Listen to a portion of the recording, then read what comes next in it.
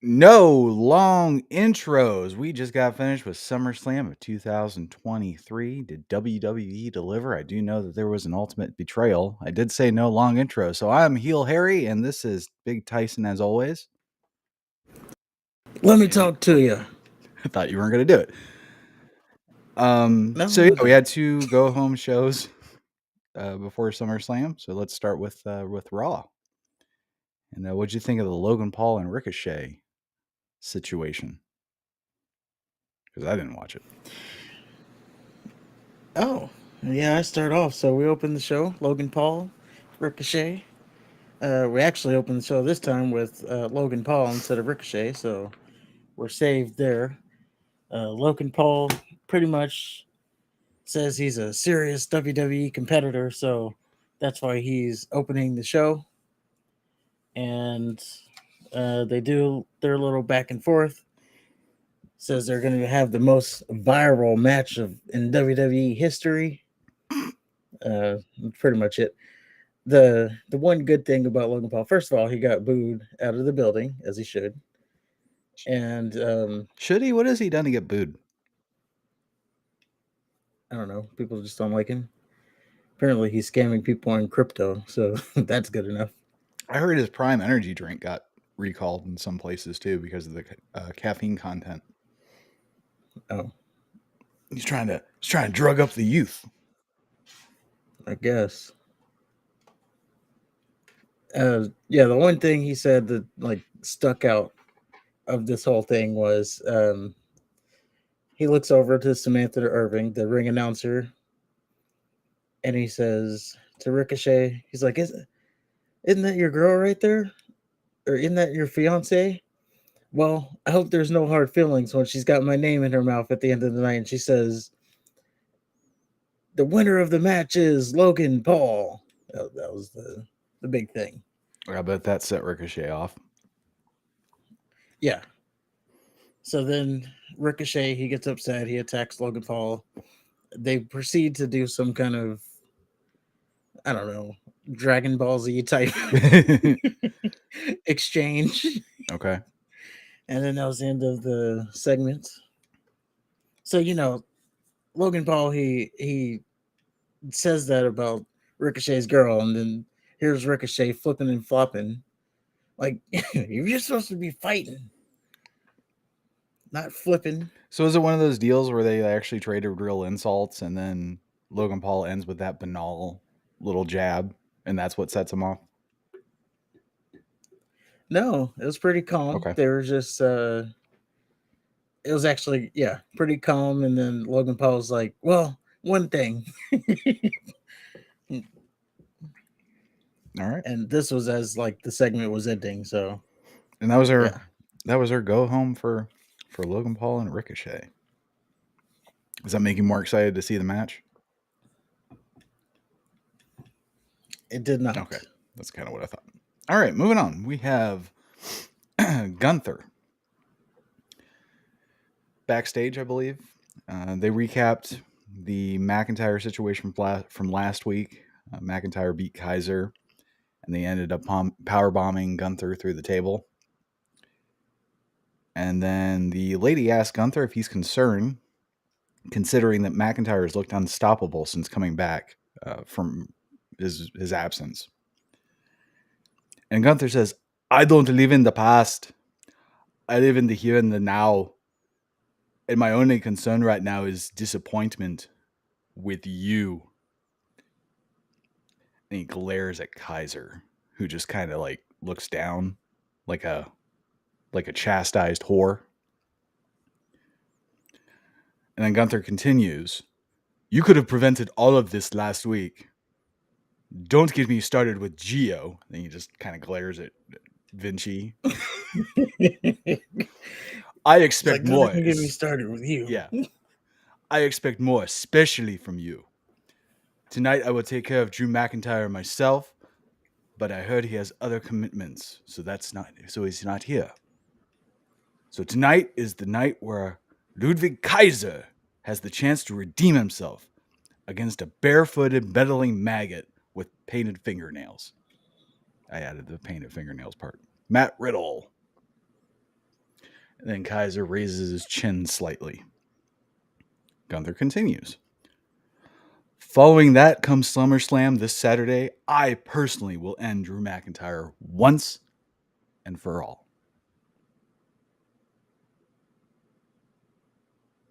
I loved every second of that. I love that he chastised the two weaklings because they're weak. And I just love Gunther. I love me some Gunther. Yep. He's finally trying to bring respect to the name Imperium. Yes, yes. So now after being pushed by Gunther, we have Matt Riddle versus Kaiser. I'm really starting to like Riddle. I never thought I'd say that. His deadlift suplexes are just visually awesome. There's a part where Riddle just dumps Kaiser out of the ring, and then Gunther starts screaming at him, which I thought was pretty funny. Patrick, at one point, your favorite announcer, he calls Gunther the Washington General. I thought that was special. Well, you see what his fate was. Right. So yeah, the Riddle Kaiser match was just awesome. I think I've told you that Kaiser's probably the more underrated guy on the roster right now, and I think this further solidifies that theory of mine. Yeah, I was actually surprised that he won. Well, I was like, what? right. So Riddle hits a moonsault, which got a really big pop, and then Kaiser hits a running enziguri, and then he stares at Gunther, who gives a thumbs down. And then Kaiser hits this weird little DDT thing, and he wins. I was I was surprised. I didn't expect Kaiser to ever win, ever. And then Yeah, and that's actually his finishing move. I forgot what he called it, but okay. It's been so long since he's won. Well, they called it a DDT. I didn't think it was. I had to watch it a couple times, but yeah, sure enough, it was. It was like a Blade Runner into a DDT. Okay. I don't know what a Blade Runner is. Who does that? As Jay White. Oh. Let's see. Oh man, I forgot who used to do. I'll come back to it. Okay. So following the match, Gunther gets in the ring and then he shakes Kaiser's hand like a man. And that was Imperium and a rare Kaiser win. Yes, and the elation on Kaiser's face when Gunther shook his hand. I know, right? It was like he finally approves of me. And then you see him the rest of the night walking around with such confidence. Yes, and that carried over into SummerSlam. Yes. So after that greatness, we get Maxine Dupree versus the Deer. And I didn't watch it. Did you? It went as you would have expected, Okay. I guess. Wasn't good. It was not good. Maxine Dupree hits her little worm thing that she does. I'm glad I missed it then. Which is very bad. It's awful. And then like the faces that she makes and that little dance that she does where she has her like legs spread. Just sorry, good. Yeah, not good. So the end of the match, Maxine Dupree is in the turnbuckle, and Valhalla is raining down the punches on her. You know, the 10 count punches. For some reason she stops, and then I forgot what happened. I think Alpha Academy and Viking Raiders get into it on the outside. Whatever. And then Maxine Dupree hits a oh man, I forgot the name of the move. Japanese something. It's just basically an electric chair into a bridging pin. Oh. And then she wins, and yeah, that was pretty much it. Okay. Hopefully that'll be the last time we ever see them. Both of them.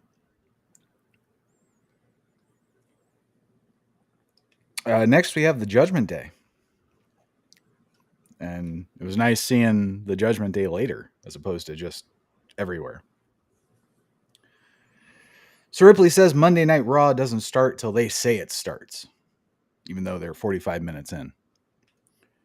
Well, because they are the show. I guess. Priest lists all the people that the Judgment Day has fought and injured. Balor whines about Rollins. Dom says all of Judgment Day is going to have the goodies after SummerSlam. The goodies being the belts.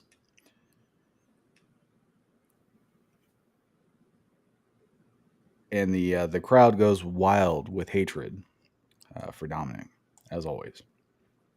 Dom says he's bringing back the Mysterio name, and the boos get even louder.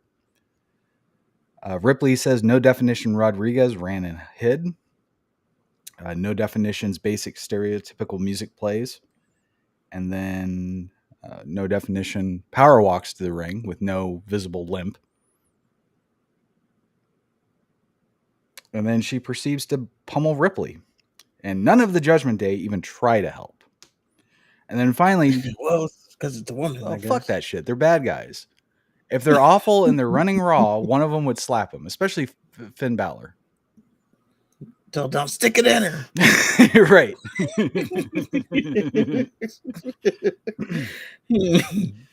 So finally, Dom distracts the No Definition Rodriguez. And then she turns and screams at him in Spanish. Don't know why. And then Ripley chops No Definition from behind. And I just want to note that the crowd is definitely booing here. They're not cheering for Ripley. I got lambasted on our last video. So just want to throw that out there. Well, they do cheer for Ripley. So you can see how that can be confusing. Right. They do cheer. Like when she first started talking, they were cheering. We got mommy chants. So they do cheer for her. It's just at this particular moment, they did not. Yep. The crowd is definitely booing. So then the rest of the Judgment Day taunt No Definition Rodriguez like they were involved in everything. And Peter Slater gives No Definition his word that she gets Ripley when she's cleared to compete.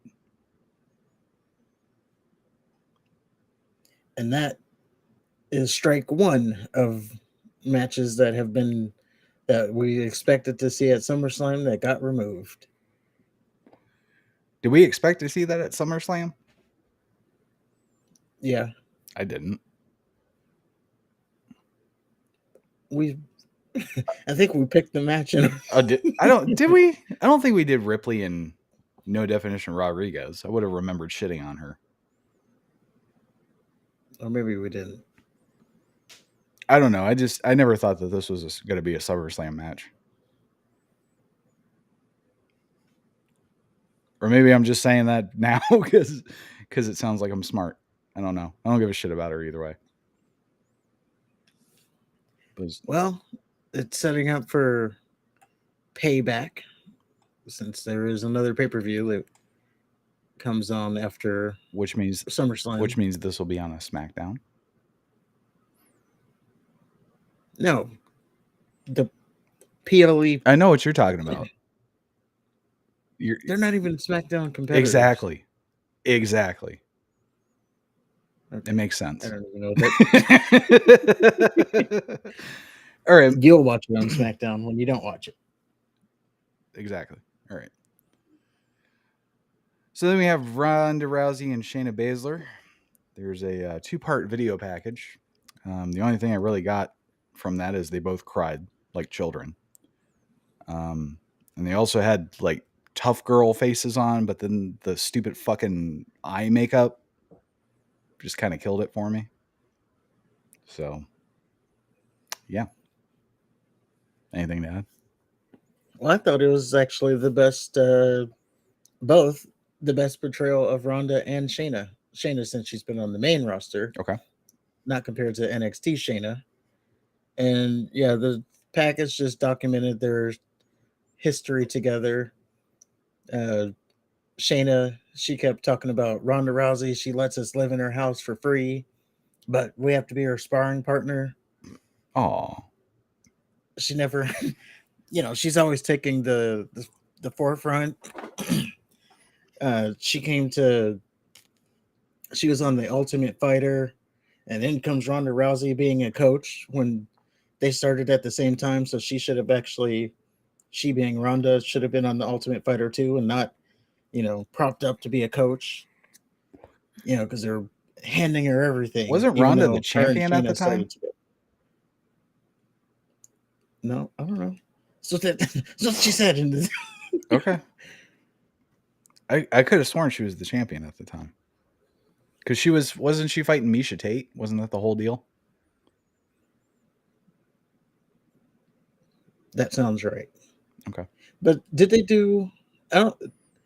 Was that back when they did the coaches faced off at the end of the season? I think so. Okay, I don't. I thought they started that later. I mean, I thought they started that with McGregor. Because didn't McGregor and some nobody? Well, I'll be honest. I don't even remember Shayna being. I'm sorry, Ronda being a coach, but I do remember her fighting Misha Tate and I remember Misha's Tates. her being a coach because she would insult Misha Tate. So I was actually a fan of Misha for obvious reasons. And it wasn't in what she did in the ring, I'll tell you that. Or in the octagon. So there's a part at the very end where Shayna, she talks about Ronda Rousey's daughter and how she's the goddaughter and how she's not gonna forgive her for what she does to her mother. And then she exits the camera, and it looks like she falls out of her chair. Did you see that? No, but I think she was trying to do the fast get up thing. Okay, But it looked like she I fell out didn't of her pay that chair, close and it was attention. fucking hilarious to me. Because just think of just you're spending like I don't know however much time it takes to do these things, talking about how you're gonna kick the shit out of somebody, and how you're the baddest person on the planet, and how you're the real top dog, and then you just fall out of your chair at the end. I don't know. It's just funny to me. I like to pretend that she fell out of her chair and hit her face. I would like to think that it didn't happen because it was a pre-recorded segment, so surely they wouldn't leave that in. They would retape it. Well, you didn't see her fall. You just heard it. But she gets up. I don't know if she pushed her chair, but Oh no, she like pushed her something chair. happened to the chair, and it was just, to me, she fell. that's the only that's the only possible thing that could have happened. Yeah, she threw her chair because she was angry. Okay. Or she fell because she's clumsy. Sure. So next we get Nakamura versus Ciampa. Tommaso Ciampa, to be precise. We find out earlier that their SummerSlam Battle Royal match contestants, which I thought was funny because neither one of them are going to fucking win. Slim Jim Battle Royal. Oh yeah. And this was a nothing match. Like nothing happened. We find out the big Bronson Reed is watching in the back, and they have to say Big Bronson Reed every time that they mention him. Can't say Bronson. Yep, that's the man with his nicknames. Can't say Reed. It's got to be Big Bronson Reed. I will say he does clean up nice. He does, yeah. He's still a big guy, but yeah, he does clean up nice. So which one of these two motherfuckers is Bronson Reed feuding with? Like, why is he watching them? Well, I think they said on commentary that this was like Christmas for him because they're beating each other up. Oh, okay, so he's just spectating, and they wanted to call attention to that. Yeah. Okay. So Nakamura wins out of nowhere. They later play the tight grabbing angle because, like, the way the camera is facing, he just got a quick pin. But then they're like, "Oh, well, we think he grabbed some tights. Well, look at this alternate angle." So Nakamura can't beat Tommaso Ciampa clean. And I find it funny that Ciampa can kick out of knees, German suplexes, but slightly grabbing the leg of his little panties is what did him in. Yeah. Those roll up finishes are a thing in themselves. Yeah. There's no way there's no good way to do them. And the way that the WWE does them, it's just all like copy and paste. Well, I mean, I would say the last and only roll up finish I believed was who was it? Bret Hart Oh and wow. British Bulldog. That was that's going pretty far back.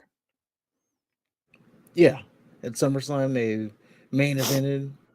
Was that a roll Wasn't up? even for the. Yeah, he rolled him up, and they had been wrestling for like whoa, like 30-40 minutes. Is that the one where Bulldog won? No, Bret Oh, won. okay. Okay. I don't know. Yeah, they had been wrestling forever, so you can believe that the Bulldog got rolled up just out of sheer exhaustion.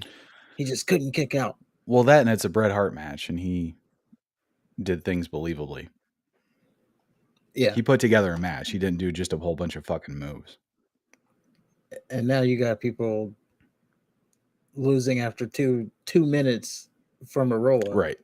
For nothing. and it's like, oh, you surprised me. I guess. Oh, I'm distracted. That's what they have to play. Oh, you surprised me. I'm distracted for 5 seconds. I could never kick out of this. Yeah.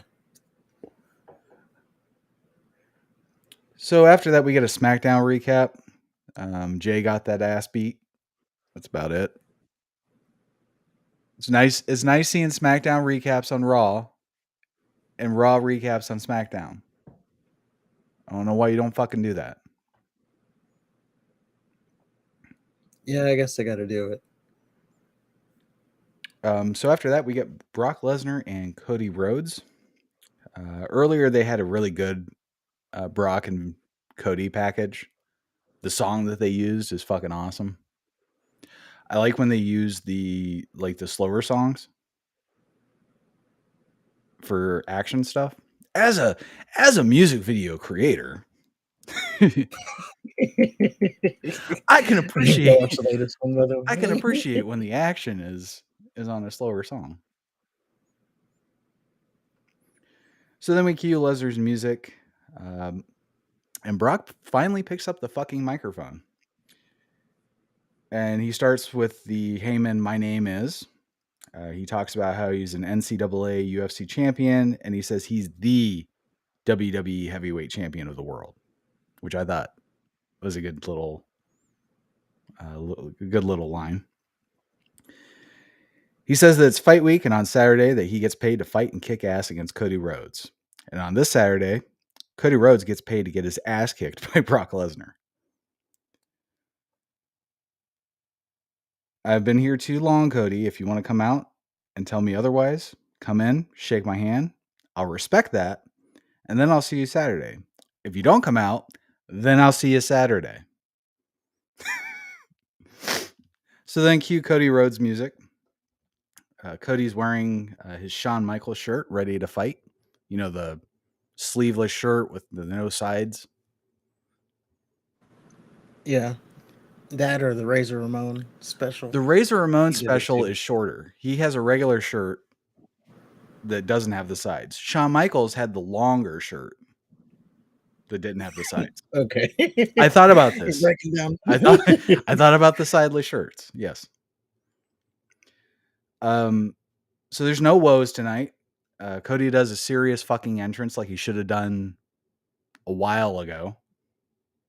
Whoa, whoa, whoa, whoa, whoa. Yeah, go ahead. They still woed. The crowd woed. Cody didn't woe. No, Cody woed. He just didn't do the arms out thing, right? So he gets, because I watched it, Okay. I was like, oh, that was a slick little thing. So, he's slow walking to the ring. He stops and looks at the crowd for the first woe. And then and then he comes out to the ring. He circles the ring. And then so he's slowly circling the ring, and then as the next whoa comes, he gets up on the apron, lets the crowd do the whoa, and then he gets into the ring. Yeah, he let the crowd whoa, but he didn't like do the whoa Well, gestures. yeah, he didn't, but he, he kind He of milked it. still, yeah, Okay. he still left it in Well, there. of Like course. he didn't hurry to the ring so that there was no woes. Like he still let them get their woes in. Okay, true. But I guess to my point, he came out. Cody, the wrestler, came out seriously, and he came out ready for a fight. And there was no like pomp and circumstances. Yeah, the crowd sang a song and they woed and everything, but Cody himself, and maybe he did a slick woe that I missed, but for the most part, he just walked right to the ring.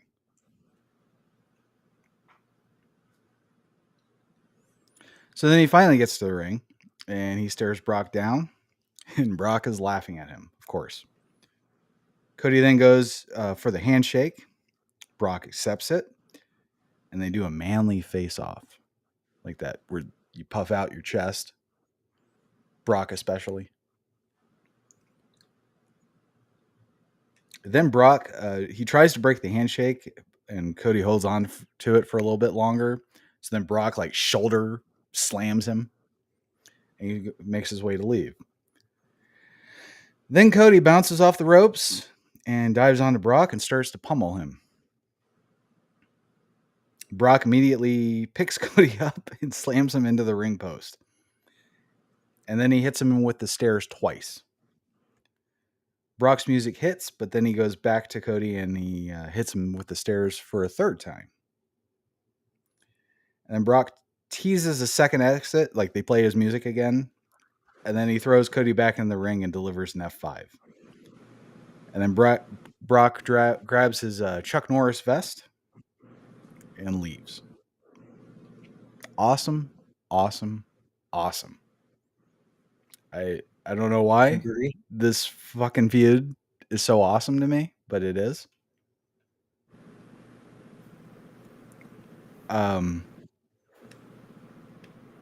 I don't know, just Cody's underdog story.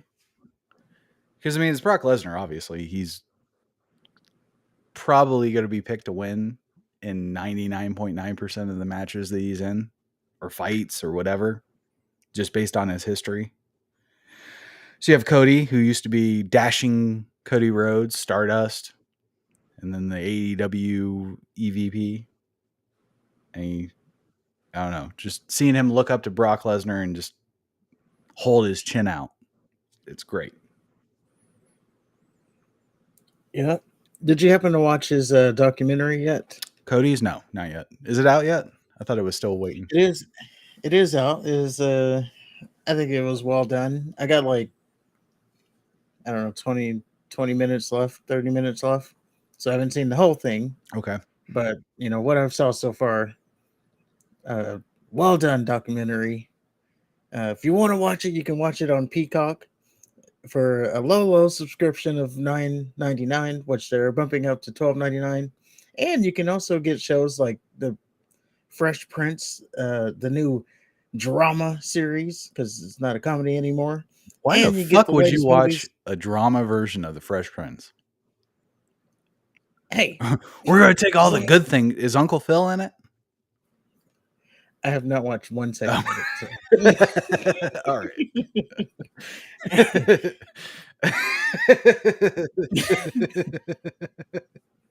Fair enough.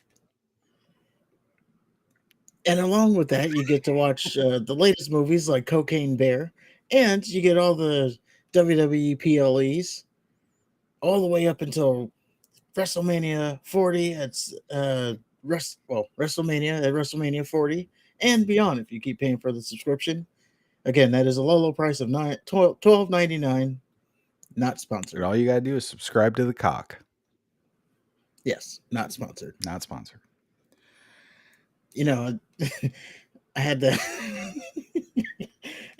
I'm gonna get better at those. I'm practicing them now. So Yeah. It's just like my Austrian accent. yeah. So I don't know if you noticed or not, but when Brock did his promo, he got a big "what" chant. And he played into it. Yep. Well, he played into it, but at first it seemed like he got kind of pissed off at it.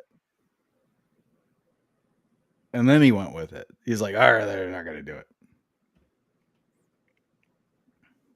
I thought it was funny.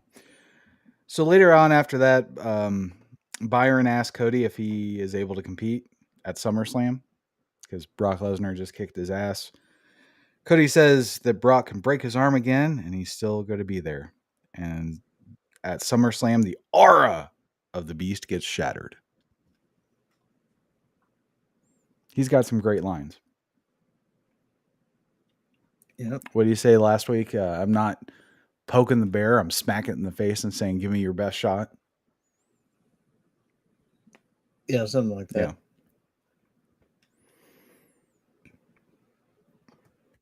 So next we get Gunther versus Chad Gable. So before this match, Alpha Academy celebrating backstage. Dupree won over the Deer. And then we find out that Otis and Gable will be in the Battle Royal as well. And then Imperium interrupt. And Gunther says, it's ridiculous, gesturing to Alpha Academy. What's happening here? I mean, first match of the night, my best man restores the honor of this great sport. And you don't hesitate for a second to turn it into a joke again. I don't know what they were doing to turn it into a joke, but That was just the best line ever. right. Because, so Kaiser, the first match of the night was Kaiser versus Riddle. Okay. The second match was Maxine versus Valhalla. Okay, so you're okay. So he was saying, we brought respect to this mat, and you just go out there and ruin it. Okay. I didn't think about it like that. Okay, that makes sense. Because I'm thinking they're just sitting there talking. What the fuck are they doing to it? Okay.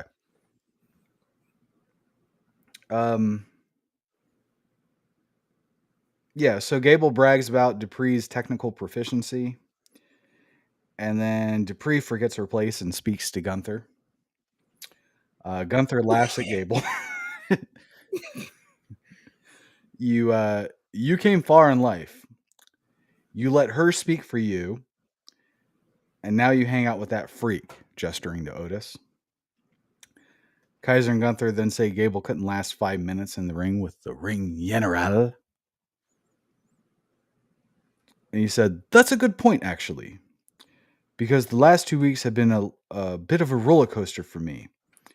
My soul could really do good with dragging somebody around the ring for a little bit. Just think about that. My soul could do well with dragging somebody in the ring for a little bit. And you know what? Put that clock on the wall. I won't need 5 minutes. So then Gable accepts the 5-minute challenge with the stipulation that both teams stay in the back. So he said, that's fine, Gunther, but you make sure that your goons stay behind, and I'll make sure that my team stays behind. Like, that's an advantage. Like, Gunther wasn't going to fucking do that to begin with. Well, they got to write those inconsistencies.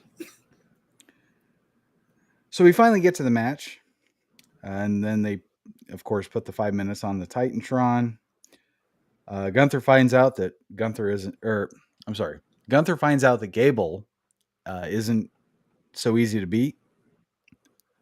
He tries a couple power moves at the beginning and does the quick pin, but then that doesn't work. So then Gable, he starts out wrestling Gunther, but Gunther is just like picking him up like a bear. Like there's this one part where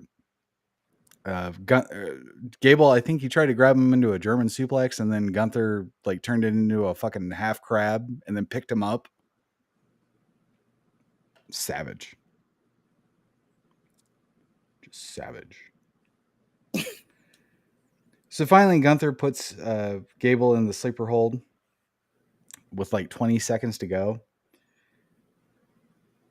And then he tries to finish him off with a powerbomb. Gable reverses the powerbomb and dumps Gunther. Gable reverses the powerbomb and dumps Gunther out of the ring.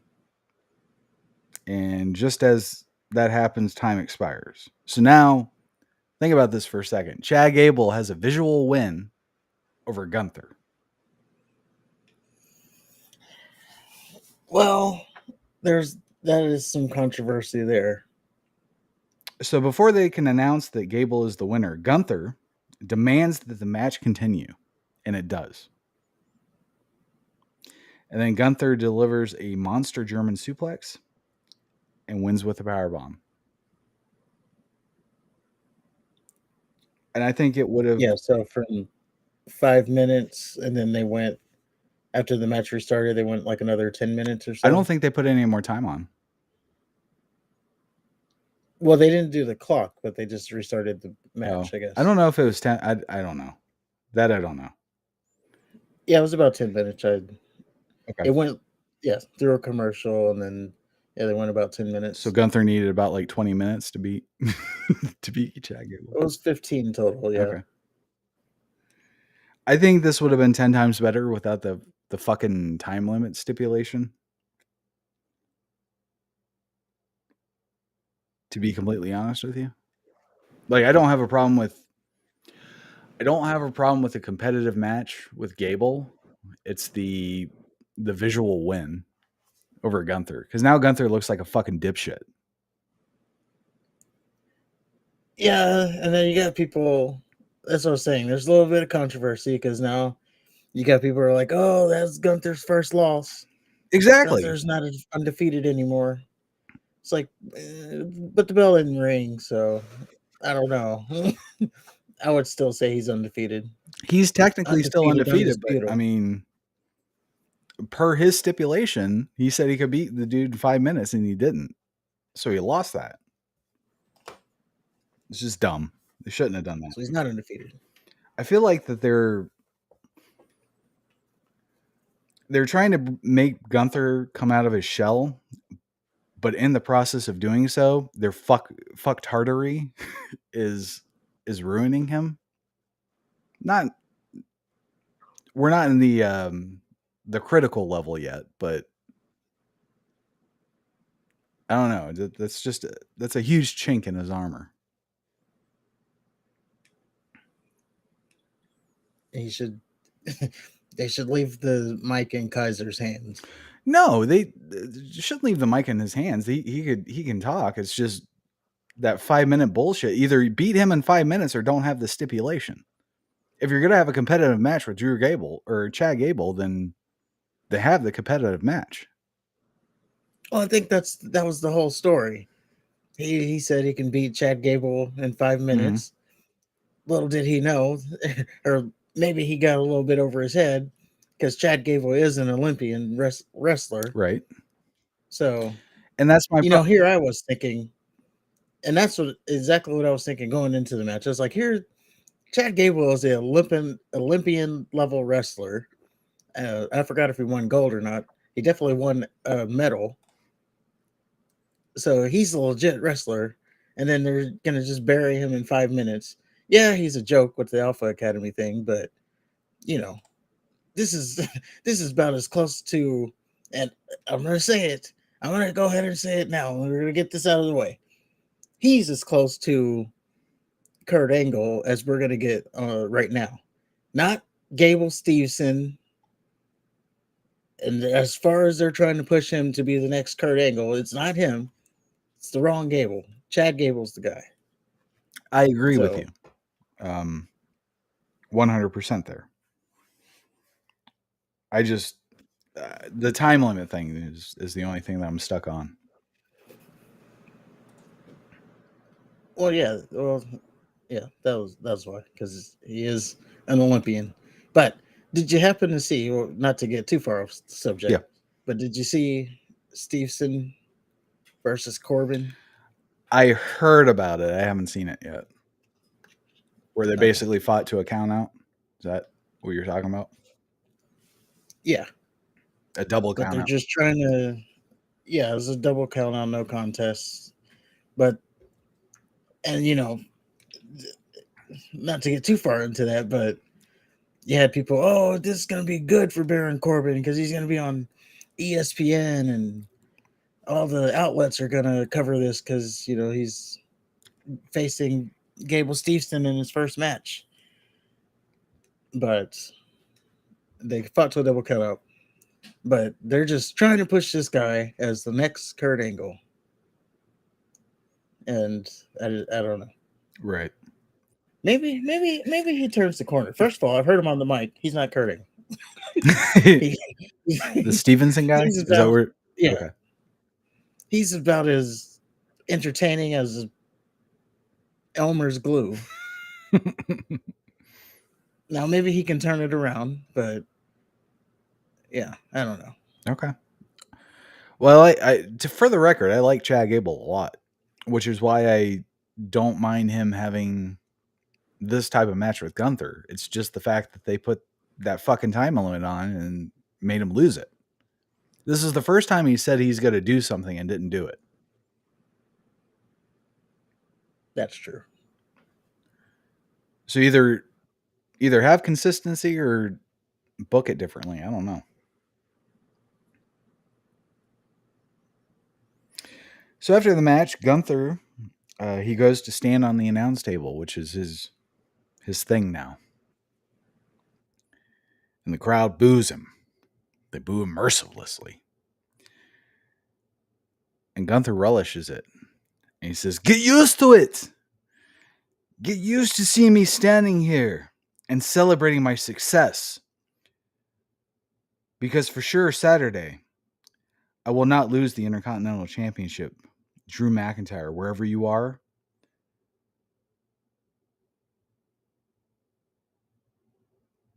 have a close look at what I did. Drew McIntyre, wherever you are, have a close look at what I did to that man." He's pointing at Gable. That's the fate that awaits you as well. Because come Saturday, I'm going to end Drew McIntyre once and for all at SummerSlam. I like the little announce table promos, but I think I'm biased. No, it's good that it's his thing. Okay. It kind of gives it like a, I don't know. I want to say dictator, but I think that's just because I don't know what else to say about it. No, it's like it's his thing. You're gonna listen to me whether or not you wanna listen to me. Yeah.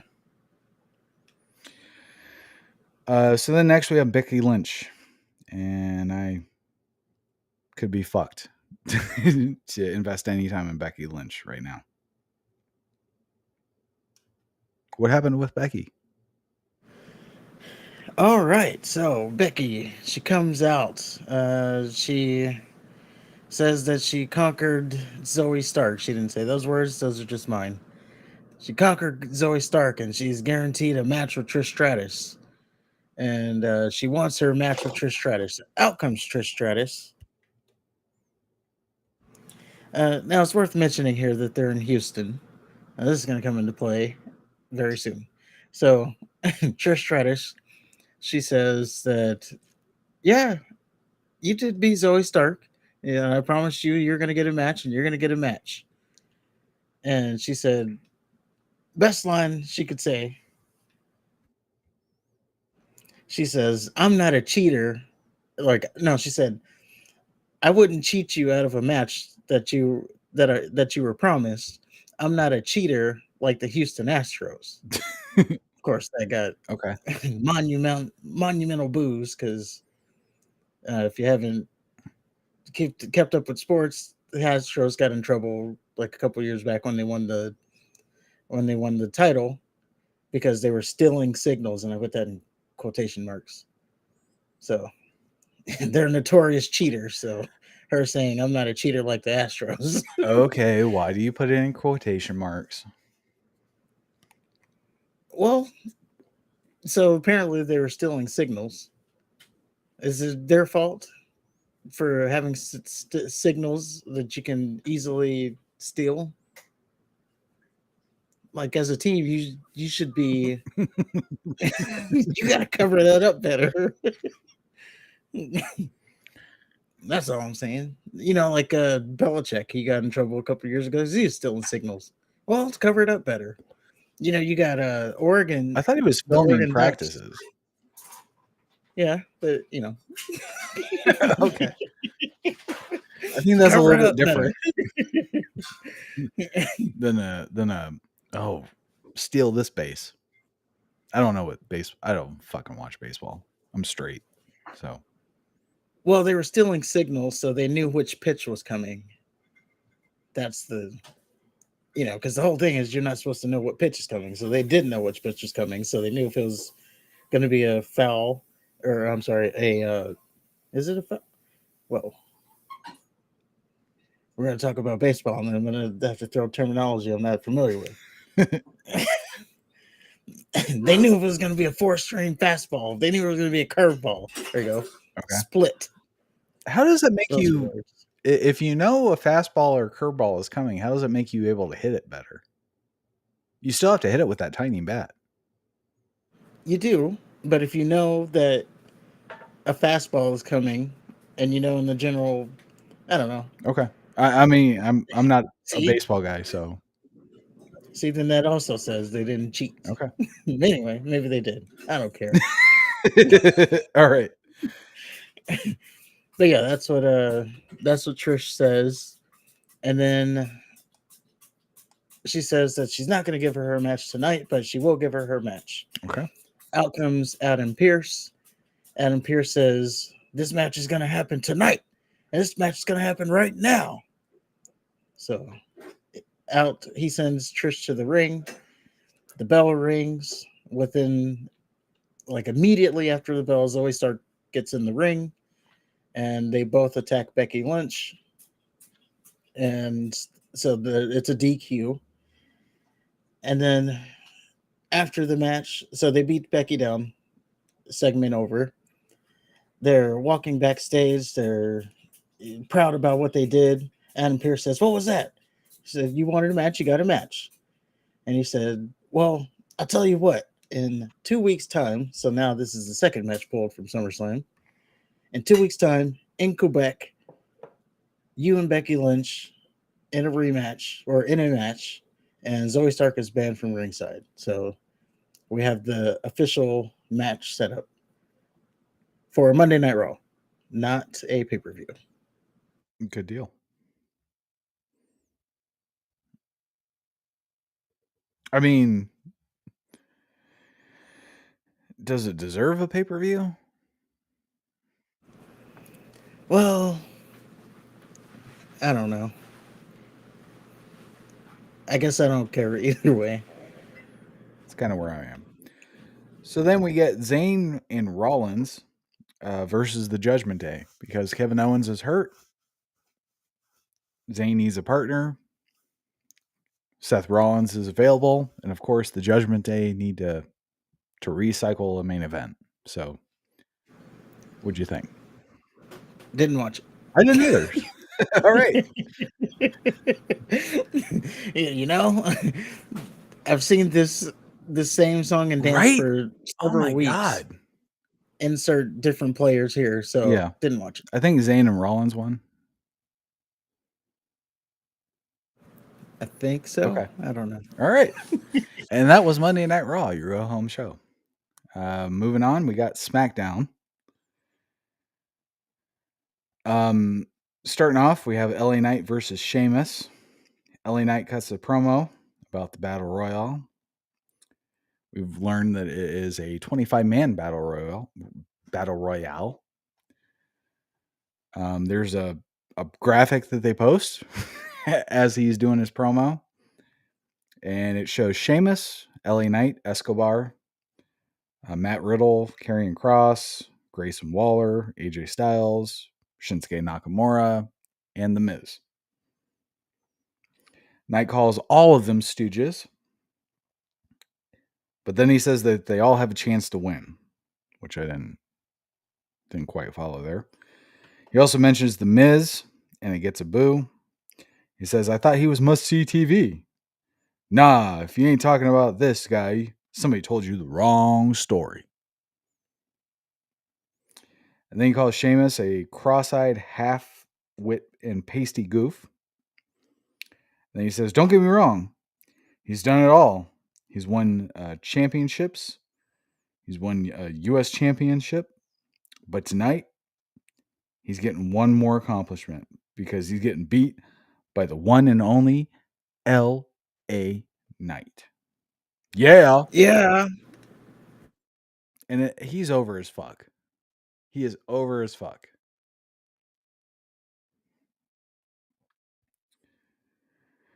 Yes, he is. So then Sheamus comes out with Mouthpiece McFingerbang and the Crippler. I'm calling Ridge the Crippler because he's injured two people. There you go. They start. Oh, speaking of which, there was a story that came out today. I think it was today, or maybe it was yesterday. It was probably yesterday at this point. Oh, well, for sure. Is it? But yeah. So apparently, the doctors are heeding Big E against returning to the ring ever, and Big E is trying to get onto the commentary table. Well, he says he still has to think about what's best for him in the long run. But in the meantime, he wants to do commentary or something. Cause yeah, so just an interesting update for Big E there. So he's trying to get on commentary. Doctors are telling him, "No more wrestling for you." That's sad. The first match I saw of Big E was I bought a Hell in the Cell DVD, and he wrestled John Moxley when he was still with the Shield. And I didn't know anything about any of them at that point. And just it looked like John Moxley said some racist shit, and then Big E beat the shit out of him for it.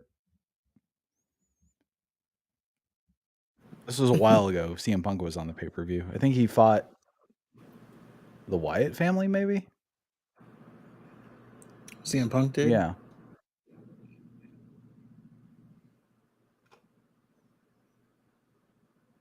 No. He fought because he was celebrating on the thing with because he kendo sticked Paul Heyman. Maybe it was Ryback. Who the fuck knows?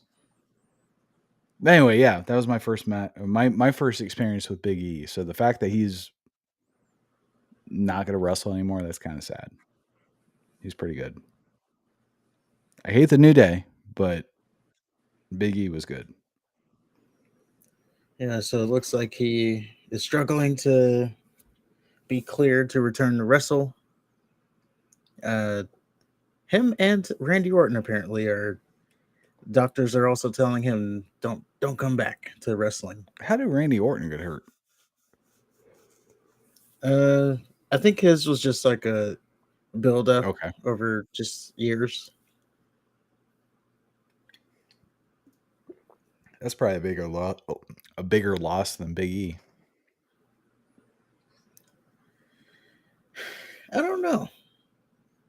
People they were saying, "Hey, Randy Orton should return at SummerSlam," and or he should return at SummerSlam, or he should come back and turn on Matt Riddle so that they can finish their story or finish the RK Bro thing. And I was thinking, what if now this obviously if he was able to come back, Mm-hmm. what if instead of Randy Orton turning on Matt Riddle, what if Matt Riddle turned on Randy Orton? Ooh. Yeah. And then you set him up as a heel, and then that could give him the rub because first of all, Randy Orton he's pretty much done everything. Right. And I don't really like if he does come back to the ring, other aside from like finishing up stories. I would think maybe the one thing I'd want to see him do is do one program with Cody. That'd be good. Yeah. But you don't need another Randy Orton title run. Like he's pretty much done that. So there's not too much for him to do. I wouldn't see him I wouldn't mind seeing another Randy Orton title run. I think it's one of those things where he's just been gone so long that I think it would be fresh. Yeah. I mean, the only other thing, so if he did come back and get another title run, that would make 15. Mm-hmm. So then that puts him one behind Ric Flair, John Cena. So that would be do something like that or Chase. Is he gonna conquer Ric Flair's record 16 times, or is it gonna be Charlotte Flair?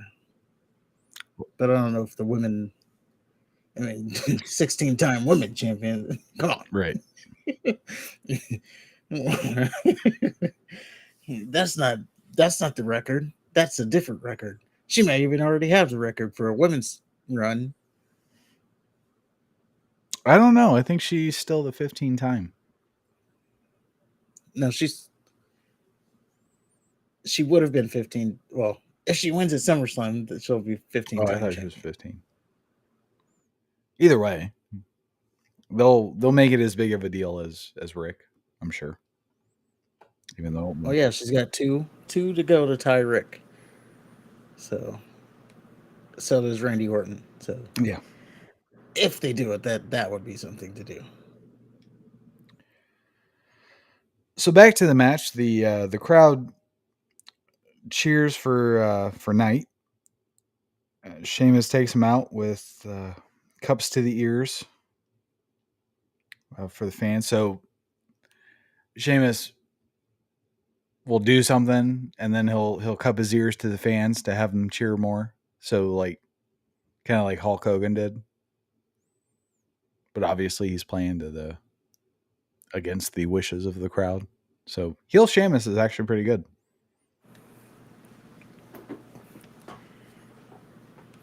I don't know why they were heel. I think he had to adapt to how the crowd reacted. Yeah, That's the only thing. That's the only explanation that I have. Because obviously Sheamus is his face right now. I know, but something that happens later is like, what's happening right now? Okay. Um. So then everybody from the Battle Royal comes out for no reason at all, and that's when me and this match parted ways. Because I knew it was going to be overbooked bullshit. Oh, you missed out on some good stuff. Did I? You did. Pretty much, you're correct. The match fell off the rails at that point. So Sheamus, he goes to the top rope. Like his little pull up to the top rope thing he Yep. does. Well, he did Great that. core So strength. he's on the top rope. LA Knight goes to do his little springboard thing that he does. Only problem is he botched it. So he jumps up there. Sheamus didn't help him, so he falls down. And then he's like, "Well, I'm still gonna get the spot." So then he tries to crawl back up, not jump up, but just crawl back up the turnbuckle so they can complete the spot. And then I don't know. I guess Sheamus still wasn't helping him. So out they go to the floor. So basically two botches there. And then at that point, just mayhem broke out. Everybody started sprawling. Um, it kind of seems like the brawl was set up for after the match, but they kind of just started it because of the botch. Because like, well, what do we do now? Okay. And then you got the over to check on them both because they both fell out from the top rope out to the floor. So yeah, kind of fell off the rails there. Everybody starts brawling. The Miz gets 10 beats of the Baldwin because he's up on the apron. Um, and then LA Knight is by the Miz. Sheamus goes for the bro kick. LA Knight moves. The Miz gets hit with the bro kick. LA Knight, from all this distraction, gets blunt force trauma and picks up the win. and then the brawling continues. Everybody's still like playing their little storylines within the brawl, and that's pretty much the segment. Okay. So yeah, after everybody came out there, we got the botch. Oh, speaking of the botch, then out comes the geeks. Oh, you see, LA Knight's not ready. He can't wrestle. Oh, because he botched And once? yeah. Oh yeah, that's why they're not pushing him because he botches. And yeah, so everybody was on LA Knight about the botch, even though it was Sheamus that didn't, catch him as he should have. But anyway, talking about a botch, and I bet you none of the people talking about a botch have done any wrestling in their life. Now I sound like one of those. Just a little bit. That's all right. I'm seeing what they're saying. You guys talking about botching. Oh, LA Knight is a botch fest. He can't wrestle. It's like, how many springboards to the top rope have you done in your life? I bet you couldn't even make it to the top rope. How many fucking power bombs have you done, bitch? Yeah, you couldn't even make it to the top rope. Even no way. Even climbing it. Even with a ladder. Yeah. But then here you are trying to say, "Oh, he's botched." If somebody cupped their hands together and tried to give you a boost, you still couldn't get to the top rope. Shut up. Yeah.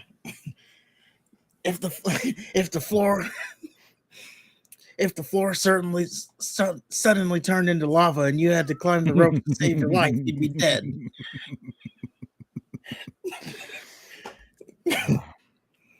That's how I feel about if ever there was a moment where I was hanging off a cliff and my only way to save my life was to do a pull up, I'm dead. That's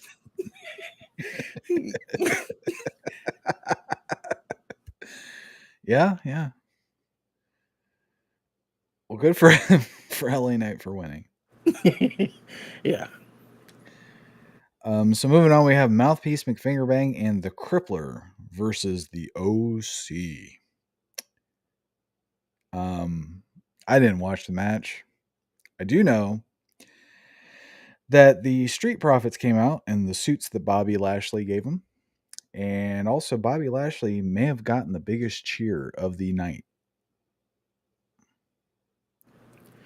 That was pretty much it. The whole point of the match seemingly was to set up the Hurt Business, or not the Hurt Business, sorry. Whatever the group name is. It was to set up their little run in. They beat up both teams, so it was a no contest. Street Profits, they did their combination moves in their sleek suits. Dawkins got his part like Malcolm X. So I don't know what the hell this group is. Okay. I don't know what the hell this group is. He's got his Malcolm X part. I do know that there was You a know, point where I couldn't tell the difference between the two. Just not because of anything, that they just kind of look the same with the suits and shit. yeah. I felt like Dawkins at least had the headband. Well, now you got the Malcolm X part for Dawkins. I'll have to watch out for that. I didn't see it. Yeah, it was there. Okay. You know, if I was able to, at one point in my life, I thought I was going to do the Malcolm X part. Yeah. Those are good parts. Sammy Davis, the black guy that was in the Rat Pack. Yeah. Sammy Davis Jr. Yeah, he had the part too. He was a black Jew. There you go. Got to rock those parts. And then, Okay. Bobby Lashley stands out on the stage. They all get cheered. No, Bobby Lashley got cheered. They didn't get nothing. They were The screaming, crowd was confused. And I was like, Bobby. I was like, oh, maybe they're going to have to do an audible on this. Obviously, they wanted them to be heels, but they're getting such a big reaction. They may have to treat this as a face.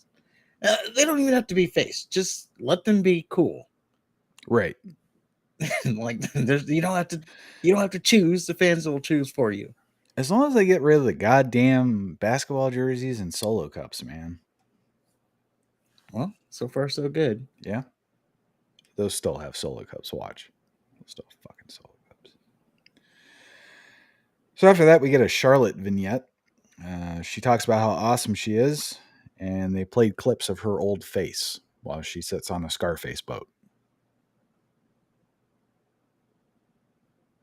Pretty much. All right. After that, we get Paul Heyman. And he starts off by saying, ladies, if there are any in Ohio, and gentlemen, how did it come to this? This is the last thing that Roman wanted. If you want to place blame on what happened to Jimmy Uso, who you probably won't ever see again, spoiler, you can blame Jey Uso. And now Jey Uso wants to push your tribal chief to this. What happens to Jey at SummerSlam won't be Jay's fault, or the crowd's fault, or anybody else's fault for that matter. That is up to the accountability of your tribal chief. Roman's going to have no remorse, no regret, no forgiveness. And then they play like this really cool tribal combat package, which had like the Samoans of WWE yesterday and cartoon graphics, which I thought was really cool.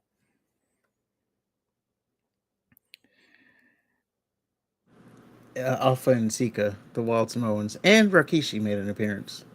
As did The Rock, and I think somebody else. Yeah, it was great.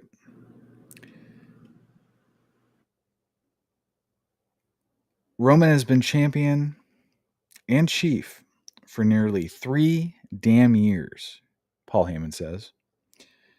And Jey Uso, that will never be you. So then Jey Uso comes out. And he says, you're right, OG. Tomorrow is going to happen. And then he tries to get like this what chant going,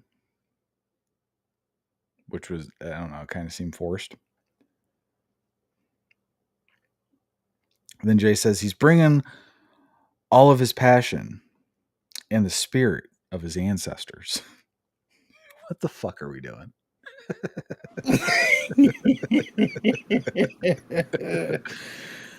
Tomorrow he's beating Roman to become the new tribal chief and the new WWE Undisputed Universal Champion.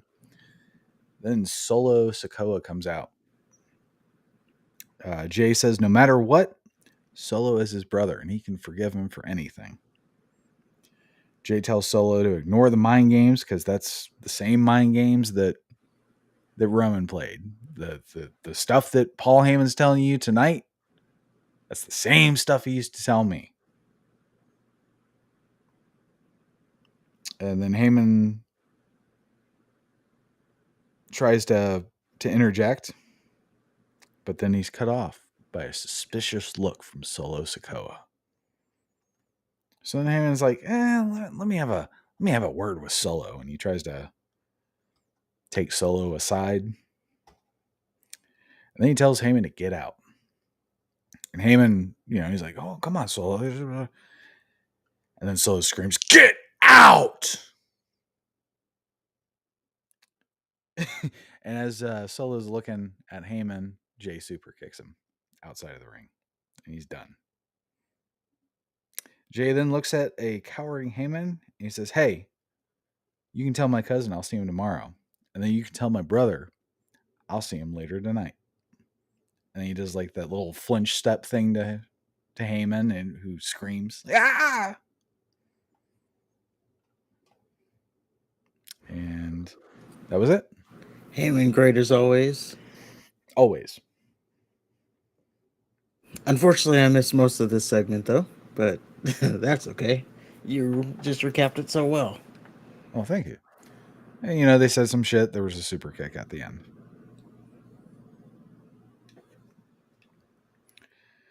So then next we have Theory versus Cameron Grimes. So backstage, we learn that Escobar is facing Theory next week, not at a pay-per-view. It's going to be a SmackDown main event match. I would assume it's a main event match. You would hope so. at least for at least for theory's sake, you would think he could at least be the main event. Right. So then Theory mentions how Escobar injured his mentor and role model, the one that he loves. Theory hopes Mysterio watches the match because next week he's going to dedicate it to him. And tonight he's going to beat Cameron Grimes. So then Escobar comes out immediately for their match. And then Grimes uses the distraction to almost win with a cave-in. Luckily, Theory's feet was under the ropes, or he would have lost. Then it's all Grimes after that. And then Grimes hit this thing called Grimesville. Is that what it's called? Grimesville? I'm not familiar with Okay. that name. It was this flipping scoop slam thing. And it's fucking awesome. It's so awesome they did a replay. That might be the only time I say awesome in a Cameron Grimes anything. So then there's a part where Theory knocks Grimes off the ropes. And then he hits an A-Town down for the win. Poor Cameron Grimes. And I think Theory would have decimated Grimes if it wasn't for Escobar's distraction. Well, you know, Cameron Grimes, first of all, welcome back to SmackDown. He's been gone so long. Cameron Grimes? Yeah. Okay. When was the last time he even wrestled a match other than Baron Corbin and then the week after that? So, yeah, welcome back to SmackDown. These call-ups aren't doing so hot. All of them suck. All of them. I mean, to skip ahead a little bit, we did the Battle Royal thing, the Slim Jim Battle Royal, and JD McDonough was in there, and I forgot he was even on the roster. He was the second person eliminated. I was like, oh yeah, I forgot he was. And they wanted him to be in Judgment Day. He's such an afterthought.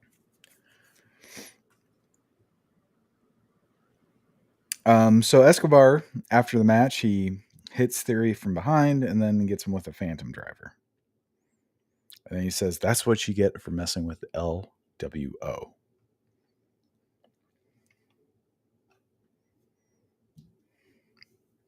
Okay. So we get an Asuka vignette. All right. There's a really awesome Asuka vignette. It's like this grimy gym, and she's beating a punching bag. And it's right off the bat, it's much more aesthetically pleasing than Charlotte's Scarface yacht. Yeah, so Charlotte and Bianca's theirs was like glamour, and here Asuka she's in the gym training, right? Going on the punching bag. Everything about that segment was great, or that package. Yeah, so Asuka says it's stupid and unfair to be in a triple threat match. She says she already beat Bianca and she already beat Charlotte. Asuka says she's not worried. She will beat them because she has a plan. And no one is ready for Asuka. And I was thinking, like, if only they put like an eighth of this energy into her fucking title run, maybe it would have been more awesome. I was saying if this was what she had been presented as the whole time, right? Like this is what we're talking about. This is Asuka. Welcome to SmackDown. I believe she was gonna like start a dominant run off of that. She should have. But yeah, the fucking awesome. That's awesome, Asuka. instead of this like shit we've been fed for the past couple of weeks. Yeah, easily the best package she's had on the main roster. So after that, we get the Waller effect. Bailey and Io Sky are guests. Shotzi comes back. Um, she fakes Io out with a tank. Her stupid tank comes out. Io comes out, or Bailey forces Io to go confront Shotzi in the tank, which I thought that they were just going to have Io just immediately get annihilated by Shotzi as she makes her way to the ring. Mm. So then, as Io's kind of looking at the tank, Shotzi appears behind Bailey. Shotzi looks like a 7-year-old boy now. And she pulls out over dramatic hair clippers and she's laughing fakely and phonily. And there's nothing believable about the shit that she's doing. And Bailey is deathly afraid of fucking hair clippers.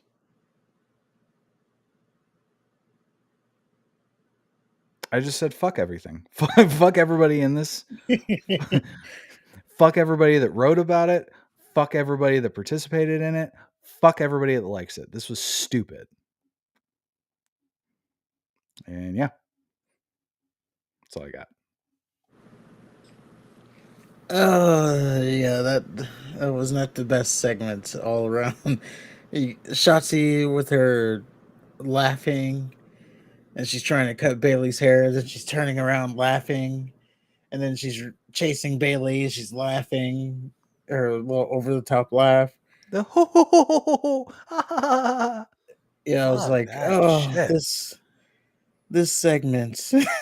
Fuck everything I was like, about it. I can't defend it. I know, Nobody can. I know you're coming with gloves, and I can't defend it this time. I'm just gonna have to let you have it. All right. But yeah, the Shotzi looks stupid.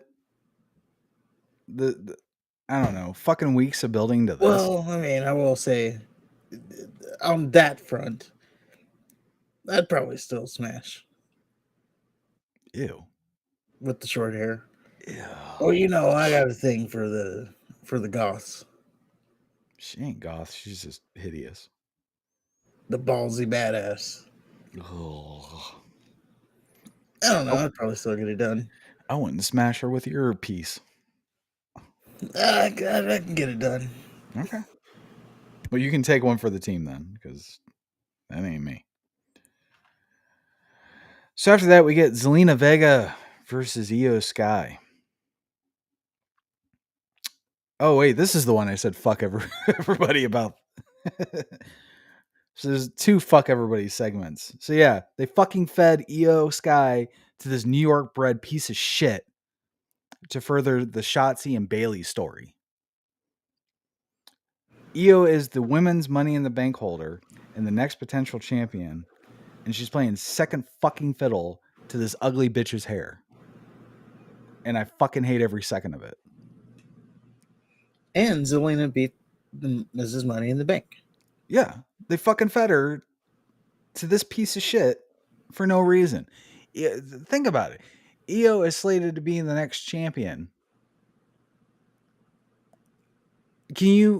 What champion can you take seriously that loses to fucking New York's own Zelina Vega? Well, she wasn't champion at that point. She's still in consideration for it. Hey, Zelina almost beat Rhea Ripley. Okay. Apparently, they called a another note on that. Apparently, they called an audible on that whole thing. Rhea Ripley was supposed to go out there and beat Zelina's ass, but she got such a big reaction in her hometown of Puerto Rico. Her They hometown's decided New to York. give Her her a hometown is Queens, New York. Don't. well. She's back home in Puerto Rico, so they decided to give her more of a fighting chance to, I don't know, please the crowd. But she Because, wasn't home. she was in front of her Home would be hometown. Queens, New York. Puerto Rico is not her home. She's Puerto Rican. That's in her hometown, home country. Nope. She was She's in front of her born and bred countrymen. in Queens, New York. She's not fucking Puerto Rican. She was She's at just as home. much Puerto Rican as I am Nigerian. Well, she was at home. They needed to give her that bump. Just telling you, that's just something to note. Yeah, and I'm noting that she's from New York and not Puerto Rican. Okay. Well, that reaction is why that She's match went as long as it did. She's American. And maybe next time when they go back to her hometown of Puerto Rico, Or if they she go to can Queens, win. if they hold a pay-per-view in Queens, she can she can win the title. Not I from, I mean, don't know who she would win it from. Maybe Rhea. First of all, Rhea doesn't look like she's ever going to lose. it don't look like she's ever going to defend her title. Well, she keeps taking out the competition, and no one's on her level. So, well, that's what happens when you have one of them beat up the guys. Like, who the fuck's going to beat her now? that's what I'm saying. There's no challenger in sight that's on They her had level. she defended it twice, and I think it was against Natty, wasn't it? Yes. I don't know if one was. Yeah, the one was the squash match, and then they had the rematch that went longer than you would expect for a natty match. Right. So I don't know. I mean, it looks like Raquel Rodriguez is the next in line for that, but Well, the next challenger, but she will get squashed. Not squashed. She will get beat. The Rhea Ripley, yeah, there's no end in sight for that. Maybe if they keep building up Shayna as maybe. a legit, as the fighter, Shayna, maybe, but yeah, there's not outside of that. It's not gonna be Zelina. Right. It's not gonna be anybody on the Raw roster. Maybe Bianca if they send her to Raw again. Yeah, I mean, Rhea doesn't really have maybe someone from NXT. Maybe. I don't know who's in NXT right now. I don't either. It ain't gonna be the Nile chick. Who? The little tiny girl with muscles. Oh, Ivy Nile. Yeah. Ain't gonna be her. Ain't gonna be The Rock's daughter. Maybe. Mm-mm. I was thinking, The Rock. They're so in bed with The Rock. I don't think she's gonna fail, even if she's a failure. They're they're gonna push her as hard as they can push her. She's already considered a failure. Is she? Mm-hmm. She's in developmental, and Yeah, I don't she think she's sucks. wrestled but like 2 matches. She's terrible. She's not coming along. First of all, she was never wrestled when they brought her in, so she shouldn't be on TV right now at all. No. So that's the first mistake. But And the only reason she's on Rock's daughter, TV is because, yeah. so they think they can just have her on TV. She needs to get out of schism. That's for one. I don't even know what's going on there, but she needs to get out of that group. I just know the one guy said, it's me that's holding us back. My deficiencies.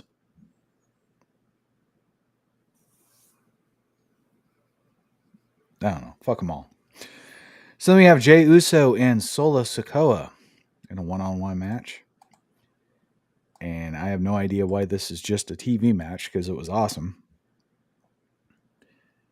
Right off the bat, they set up Sikoa to be the powerhouse, despite, weeks of Jey handling both him, Roman, and Heyman single-handedly. Solo's shit talking was A plus. He was talking in both English and Samoan. It was just, ass kicking shit talk. Like, what are you gonna do? What you gonna do? Jay hits another rock punch. Gets the big loogie in the hand and wails away. And then he goes for the Umaga turnbuckle move. And then Solo hits Jay with a spinning heel kick. Solo rock bottoms Jay and then goes for the spike. Jay counters and hits a super kick. Solo rebounds and hits his own super kick. Jay rebounds and then hits a spear. And then a Nusa splash for the win. And then after the match, Solo attacks Jay. He tosses Jay out of the ring, throws him into the ring post. Solo grabs a steel chair, and when it gives Jay enough time to super kick the chair into Solo's face and then beat the piss out of him with the same chair. And then you end with Jay standing tall ahead of Roman Reigns. Ahead of Roman Reigns. And at that point, I knew Jimmy was coming back. Well, not at that point, but when this match was made, I said, okay, Jimmy's coming back. When Because Heyman... I thought... Go ahead, I'm sorry. I was going to say, when Heyman said that you'll never see Jimmy again, that's when I said, fucking Harry Damas right here. Well, yeah, when they booked the match, I said, well, I thought this was going to be the Payback pay-per-view, the main event for Payback, but they wouldn't be doing it on TV right now if it's going to main event Payback. Like, they wouldn't just be giving the match away and then do it again at Payback. So I knew at that point that there was something else at play. Okay. Shenanigans were afoot. That is true. And that brings us to SummerSlam 2023 in Ford Field, Detroit, Michigan. Before we get started on SummerSlam, I just want to shill the show check. Hit the subscribe button if you haven't already. Hit the like button. Comment below what your match of the night was for SummerSlam, or if it was a gooder pay-per-view in your opinion. And we are on our way to 500 subscribers, so thank you everybody, and you can help us get there. We're past the deadline, so you failed there, but you can get it back. You failed miserably. Yes, you guys are failures, but you can make up for it. We can get there by Payback, and then you can redeem yourselves. We'll upgrade you from failure to loser. Yes, you can earn our respect by getting us to 500 subscribers by Payback. And don't you want us to have 500 subscribers? I think that's it. That's just a little ad break. Not sponsored by Peacock. And now we can start SummerSlam. And Kid Rock opened the show. And the only reason I wrote that down is so I can say that he looks far from Kid these days. Yeah, he's just Rock now. He's just Rock. And he's still living off the Ba What Da Ba song. So there's that. He doesn't have anything new he could have played. Well, first, I mean, when they announced that Kid Rock was going to do a performance, first of all, everybody was, he didn't do a performance, right? He just opened the show. Right. But everybody, the rumor was that he was going to do a performance or something, like they've done with the bigger pay-per-views. Uh-huh. And everybody was, so you take the women off the show, but you got time for Kid Rock. And the funny thing is, the whole time I thought, what performance? Like, you go out there, you do Ba with the Ba, and you get off the stage. Like, what else are you gonna do? you gonna go out there and sing "Summertime" or "Cowboy"? No one wants to hear that. They just American Badass. No, you don't want to hear any of that. You just go out there, you hit Ba with the Ba, and then you get off the stage. I don't know. I think American Badass would be good. That was Undertaker's song. Yeah, it was a good song, but come on. I am an American Badass. I did forget about that one when I was on my thing about. Well, you just go out there, you do your one song. Yeah. Don't be trying to do cowboy and. Although I do like all summer long, but only because of the at the end when he's like when he screams.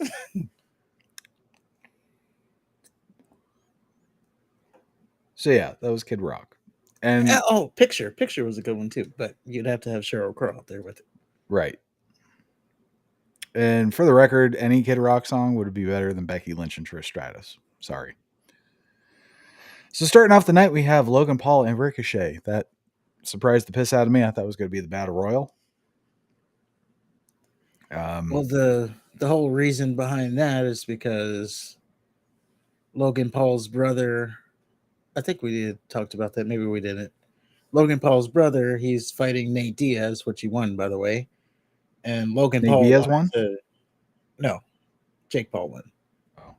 But Logan Paul wanted to make it to that fight, so he had to be the first of the night, so he can get on the jet and make it to Dallas. I don't know if he made it or not. I'm sure he did. I'm sure they had that all timed out. Oh, he got a decision win? A win's a win. I And guess. everybody's like, oh, he couldn't finish Nate Diaz. Nate Diaz is one of the toughest chins in the game. What are you guys talking about? Ask Conor McGregor how hard Nate Diaz is to finish.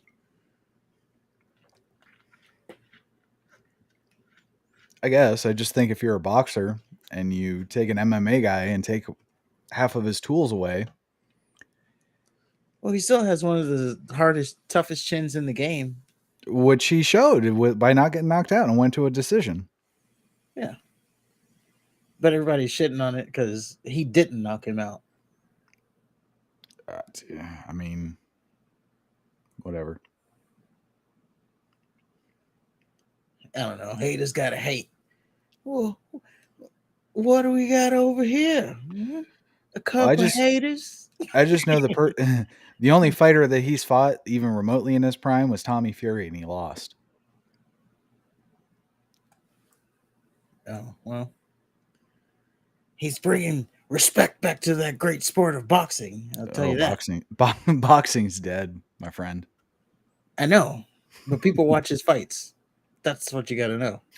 People will also watch a fucking train wreck too. That doesn't mean it's entertaining. I'm saying his fights brings eyes to boxing, and then you got people who pretend like they No, watch his boxing his all the fights time. bring a mockery to boxing. I don't know. No, So seriously, there's what's his payday. everybody talks about how he picks old UFC fighters past their prime Well, to that's go because out of hold on, to go out of their fight element because they're mixed martial artists, and then now they're going to one-dimensional boxing, which Jake Paul trains in exclusively. So he's getting these has-beens to go into his world to beat.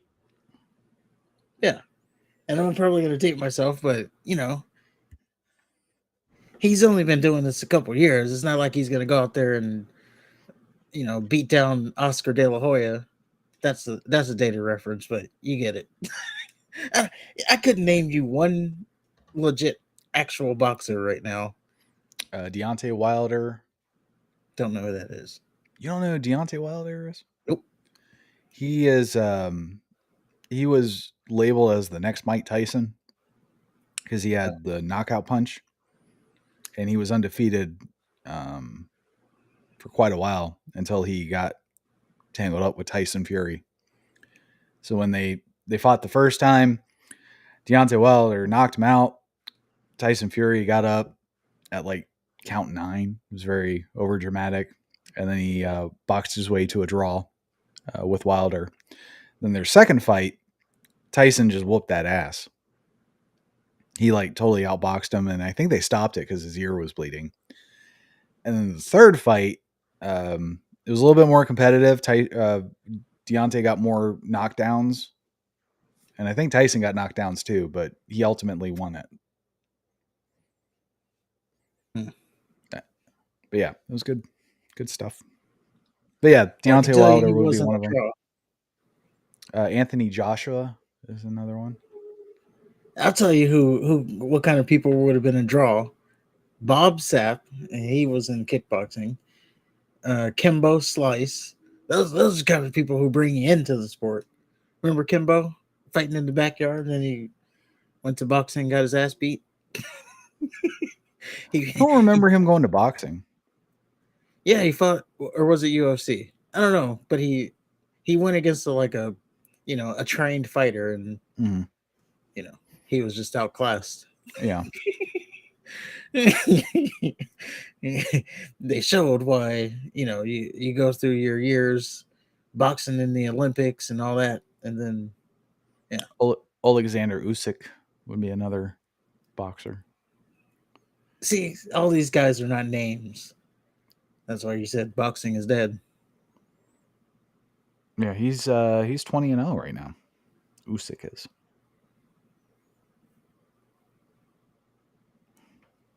It's gonna He take someone like a Mike Tyson, someone who is going out and knocking people out quick and hard. and that was Wilder.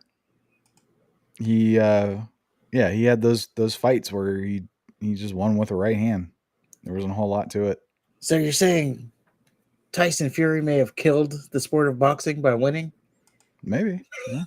If he would have just gone out there and did the right thing and got Got knocked out. yeah. You know what? I don't know if Wilder was still champion, because he was champion for a while until he fought Fury the first time. So, and I honestly never heard about Deontay Wilder until I got into the Fury trilogy. So, couldn't tell you. Anyway, back to wrestling. So we got Logan Paul That versus match was first. Logan Paul versus Ricochet. I hate both of these fuckers. Just want to throw that out there right off the jump.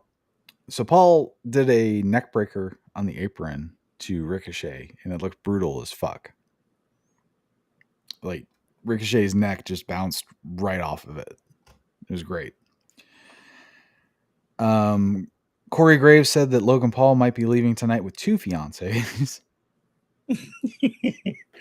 suggesting that suggesting that his fiance will leave with him, and then Ricochet's fiance will be so smitten by his win that he'll just leave with him as well, and then they'll just fuck, have dirty, sweaty sex. Logan Paul does a running power slam, and then they mentioned Braun Strowman, which kind of made me a little worried. Like, are they going to do Logan Paul and Braun Strowman at some point? Ooh, I don't know about that match. I don't I either. don't know how you make that believable. You don't. I don't know how you swing that to be believable. You just don't. But it's awful if that's where they're going. Logan Paul does this really effeminate leg drop where he does the splits, and then he names it. I guess he named it after Hulk Hogan. So there's that.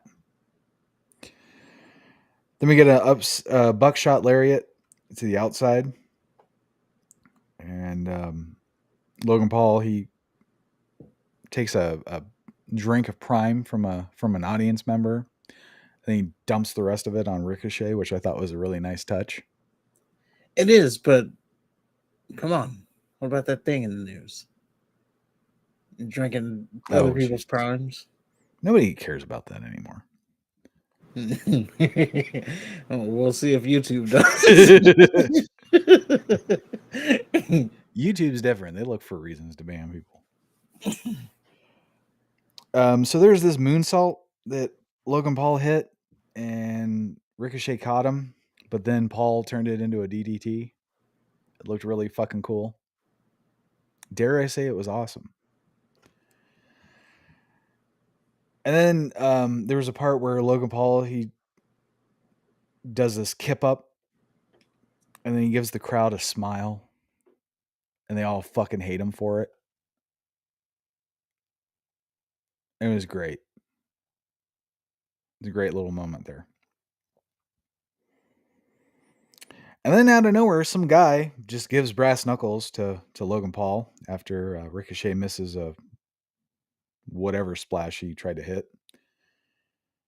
I mean, it took him like 20 minutes to get there, so I wasn't surprised that he missed it. And then Logan Paul hits Ricochet with the loader right for the win. And then they mentioned that Logan Paul has titanium fists, which means he still needed brass knuckles to beat lowly Ricochet. And then we see Ricochet's fiance pretend to be sad.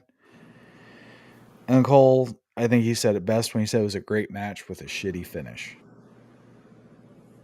I don't know. I liked it all. Yeah, probably didn't need that for the fin. You probably didn't need that for the finish. You probably No. could have just had Logan Paul win clean.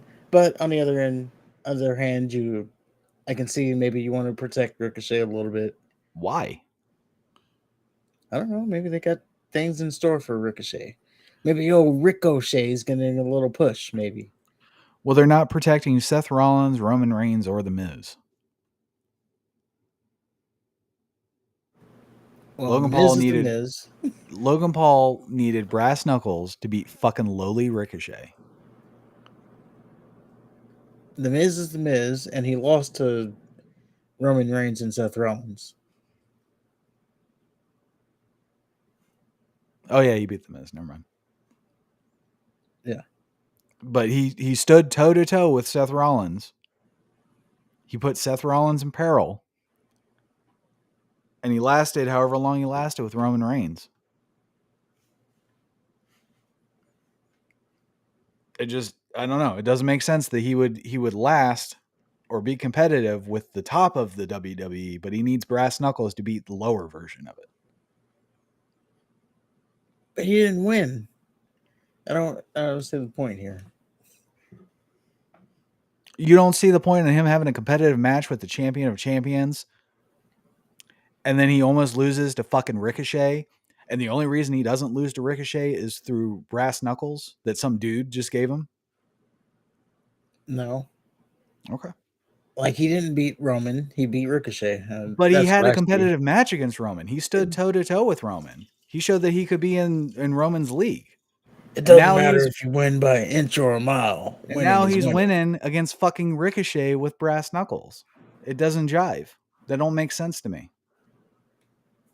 If he beat Roman with brass knuckles or something, that's one thing. You know, Ricky Stocks over at AEW, he had a great line. And he said, in 20 years, no one's going to remember how you won. They're just going to remember that you won. I promise you, in 20 years, nobody's going to fucking remember Ricochet. Well, the point is, let's say in 5 years, let's say in 1 year. In 1 year, they're not going to remember, oh, he needed brass knucks, unless they're playing it on a video package. Oh, he needed brass knucks to beat Ricochet. The conversation will just be, he beat Ricochet, he beat The Miz. Like, they're not going to remember how, especially on something like that. There's no story behind it, really. There's a little story, but you know, He needed a foreign object to beat Ricochet. like, I don't remember That's the how story. I don't remember how Goldberg beat, or how Kevin Nash beat Goldberg. I It was just a remember power bomb, and that he beat Goldberg. he used the cattle prod. I don't remember that. I just Everybody remember he beat remembers that. That Goldberg. was one of the that's a horrible example. An awful example. I know that was. I had to use that example because that's like the one exception. That and the finger poke of doom, I think, would be right up there. I don't know. It don't make sense to me that he can last with the big dogs, but he needs to cheat to win for the smaller dogs.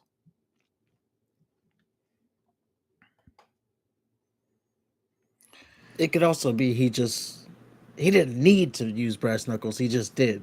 No, he needed to use them. I don't know. You don't know that he didn't. I don't remember Ricochet kicking out of the right hand. He was in a spot where I don't know. If he wouldn't have kicked out of the right hand that was titanium loaded anyway, then why do you need the brass knuckles? Because he could. Okay. I don't know. All right, so we get Cody Rhodes and Brock Lesnar. Apparently, this was supposed to be a dog collar match, and it was offered, and it was shot down. So that's why we didn't get a stipulation for this. Cody had by far the weakest pyro since his return. Cody's mom was in attendance wearing the same exact shit she wore on Raw a couple weeks ago. Cody starts off hot, but then Lesnar corrects him. Brock hits Cody so hard, Brock's pockets turn inside out. Brock beats the shit out of Cody on the ground, and every time he gets to his feet, Brock then suplexes him. So he's like kicking him and shit and talking shit. And then when Cody like gets to his knees or his feet, then he just gets him in a German suplex and starts all over again. Brock tosses Cody out of the ring and then yells at him to save himself. And he does this multiple times. Like he'll beat on him, suplex him, and toss him out of the ring and say, "Stay, save yourself." And then finally, Brock F5s Cody outside of the ring and tells Cody to stay down. Cody drags himself up to his feet and then wails on Brock, who hits another suplex, cuts Cody off with the pass, and then he F5s Cody through the announce table. Cole at this point is begging Cody not to get in the ring. He's saying things like, he's going to destroy you. He's going to destroy everything you've built. Yeah, Stay, Cody. What are you proving? Yeah. Brock hits Cody from the corner with a German suplex, and it's the same thing from their first match where Cody grabbed the padding from the turnbuckle and he exposed the post.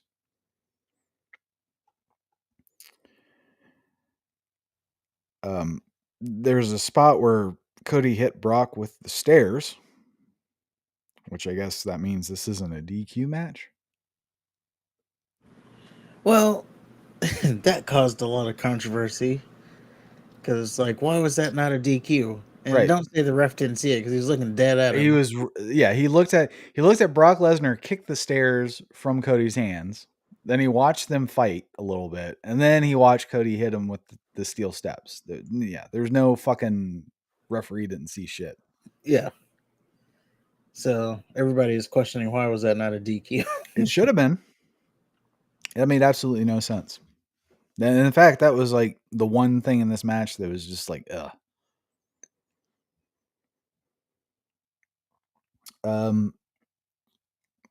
After Cody doesn't get DQ'd, he hits 2 Cody cutters on Brock, who kicks out. Cody then goes for the crossroads. Brock turns that into a Kimura. Rhodes dramatically gets to the ropes. So now rules mean something. Then Brock goes for another F5. And then Cody shoves Brock into the exposed turnbuckle. And then he locks Brock into the Kimura lock of his own. And it was very sloppy. It's like Cody's not an MMA fighter. Yeah, something like that. So then to get out of the Kimura lock, Brock just picks Cody up and slams him with no arms. Which, Jesus.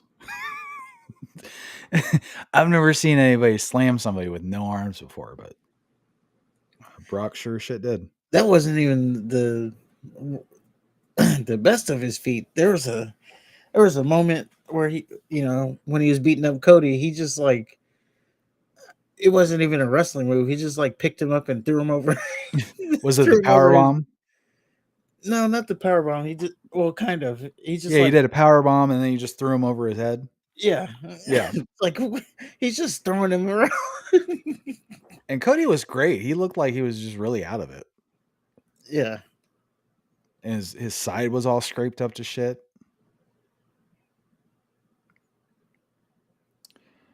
Um so yeah, so Cody has the Kimura, Brock slams him, and then Brock goes for another F5, but Cody counters it into 3 crossroads and he wins. And then we see Brock's torn shorts, and they gave us a nice little crotch shot. And I gotta say, this is probably like the weakest of all of their matches. Something about this match just left me, I don't know, wanting more. Then Brock and Cody have a stare down, handshake, arm raise thing at the end. Brock dramatically takes off his gloves. Cody's like, please, this is over. Then they touch foreheads and shake hands, and Brock raises his arm. And yeah, Cody won the story, I guess. yeah, and he finally got respect from Brock Lesnar. Yeah. No shenanigans, just straight shake my hand. Yeah, the only shenanigans were with the steel steps earlier. Yeah, So yeah, that was Brock and Cody. So after that, we get the Slim Jim Battle Royale. Earlier, we learned that Sheamus arrived, not drove, into a monster truck. Miz got a brief entrance. LA Knight gets a full entrance. AJ Styles gets a full entrance. Everybody else is in the ring already. MVP interrupts, and then he introduces Omos. Omos eliminates Apollo Crews and JD McDougal, like immediately. Then he eliminates Rick Boogs. All 3 of the brutes do the beats of the dum dum on Omos, and that's why I fucking hate battle royals. Otis eliminates Imperium, or I'm sorry, Otis is eliminated by Imperium. Gable's eliminated by Vinci. Ciampa eliminates the Viking Raiders, both of them. Ciampa eliminates Shinsuke. And then Reed eliminates Ciampa. And then Theory, for some reason, is in this fucking match. He eliminates the Crippler and Grimes. Escobar eliminates Theory. Why is he in the match? Theory or Escobar? Both of them. Really, both of them. Both of them. What the fuck? Why Yeah, is I a was like, champion wow, in a your battle United royale? States champion is in in a battle royal, and he's an afterthought. He didn't even get an entrance. No. It's awful. So yeah, Escobar eliminates Theory. Cross eliminates Escobar. Gable eliminates Kaiser. Omos eliminates Riddle, who is in pigtails. And he eliminates Mouthpiece McFingerbang at the same time. Everyone eliminates Omos. Knight eliminates Miz. Sheamus eliminates Waller. Styles eliminates Cross. Reed eliminates Gable. Knight eliminates Reed. Sheamus eliminates Styles with help from Cross, who says this isn't fucking over. So that's great. Can't wait for that Styles and AJ Styles and Karrion Cross match. Continuation. Yeah, great. Feud of the year. And then yeah, we get a People's Yabo to Sheamus, and then Knight wins after a top rope overhead suplex. I think it was belly to belly. And the yeah movement is here. So finally, Knight wins something. What he won, don't know. Yeah. Probably just a battle royale. What was that battle royal for? That's the question. I do know, like on SmackDown and Raw, everybody was pimping it. Like, oh, this is the greatest battle royale ever. but there's no stakes. Night 1, but does that mean anything? Are they going to do something with him finally? Well, you would say this is, or they would say this is the start of the movement officially as the WWE. Now, I say it's already been here. Just For a while. look at the clues. It's already WWE's already been pushing LA Knight. You just haven't seen it. It hasn't They got translated him on the into commercials. They got him, huh? it hasn't been translating into wins. I think that would be the main gripe. Is LA Knight, yeah, he's getting featured and stuff, but like thus far he's just been a loser. Yeah, and he won on SmackDown too. He did win on SmackDown, yeah. Oh, but they're already.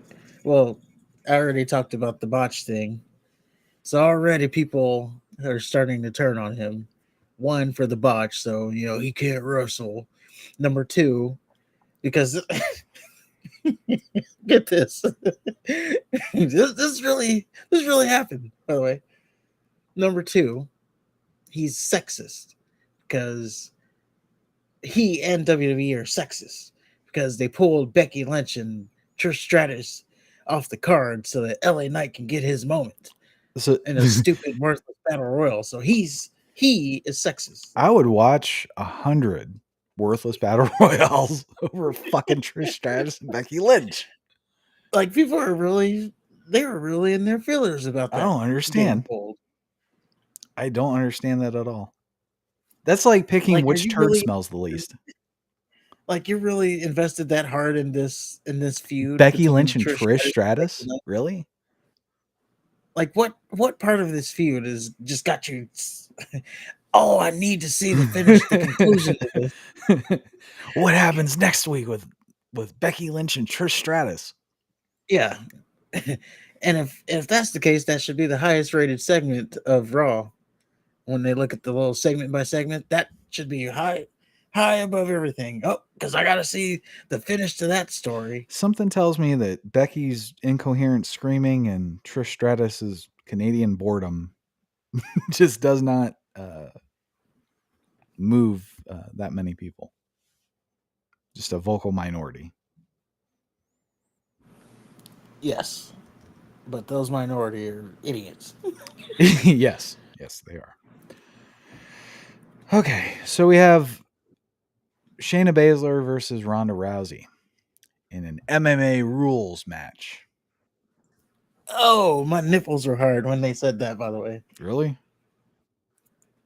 When on Raw, when they said it's going to be an MMA rules fight, not a match, an MMA rules fight.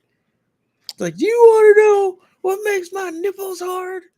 Okay. When I'm the first one in the community to say something and then it happens, that's what my nipples got. I think you were. So hard. Weren't you pushing for the fight pit though? This doesn't really count.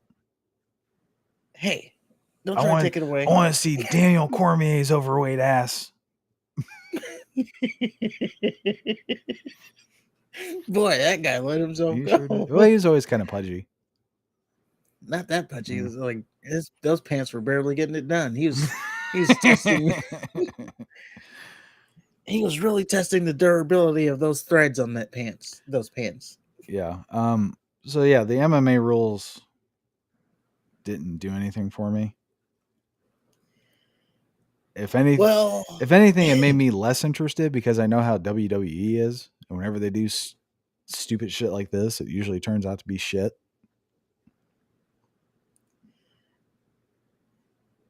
I would say, well, I did call for this, by the way. And then when the match actually happened, I was like, maybe that wasn't a good idea. Yeah. This isn't translating. I will say that I said a couple weeks ago that I was really fucking excited about this match. And when it ended, my God, I've never experienced so much regret in my life. Yeah. I mean, it just didn't hit. There was great spots in the match. Um, I guess. I was trying to. I was like, is this? Are they really? Or are they? Is this like they're pulling punches, or are they really going after each other? There's a couple spots, and they showed them on the replay, like the high kick to Ronda Rousey. That looked like it was legit. The The slow ass kick. Yeah, the high kick to her head. She like her leg was going like 1 mile an hour. It still hurts if you follow through like that. She didn't pull it back. Eh, And then I, the step up knee by the knee Ronda, looked brutal. Yeah. and she like pulled her head down to it too. Yeah. We're Like, okay. friends. Yeah. And even Shayna had the goose or whatever on her eye from that spot. So, but yeah, the crowd, they're chanting, "This is boring." Oh, it was awful. Well, and Rousey was the only one dressed as an MMA fighter. Baszler came out as a wrestler. And then when the ref brought him in to do the pretend real fight like introductions, and only way to win is knockout or submission. It's just ugh.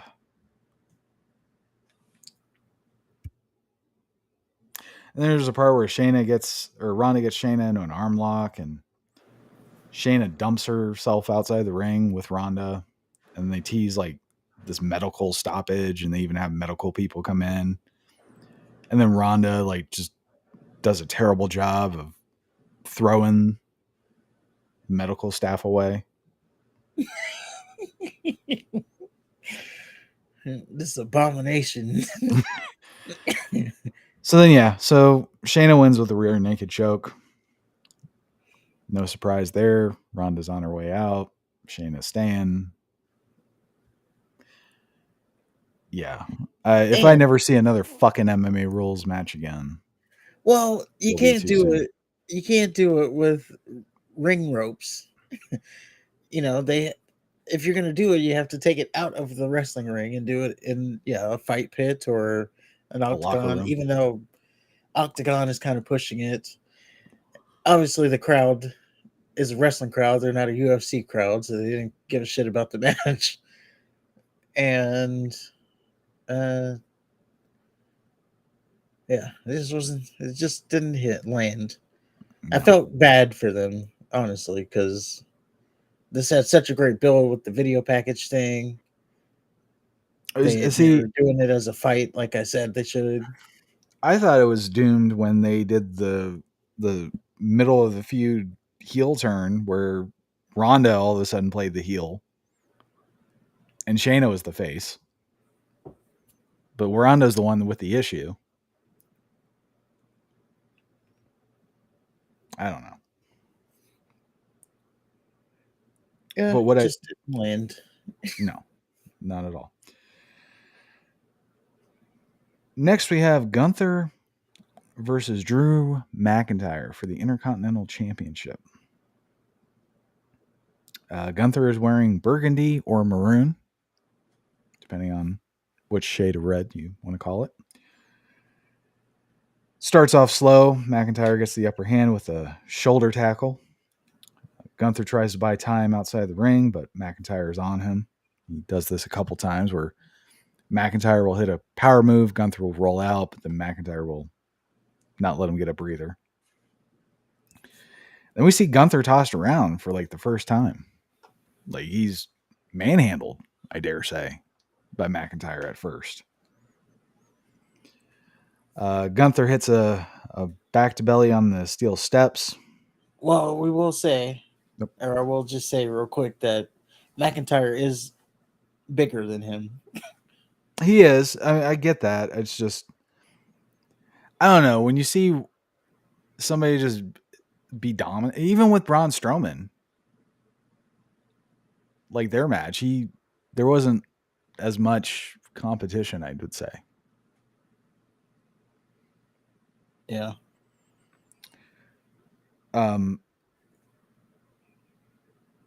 So Gunther hits a back to belly on the steps, goes for a count out finish. And the only reason I note that is that's one of those brutal things that Gunther does. Just uses the environment to his advantage.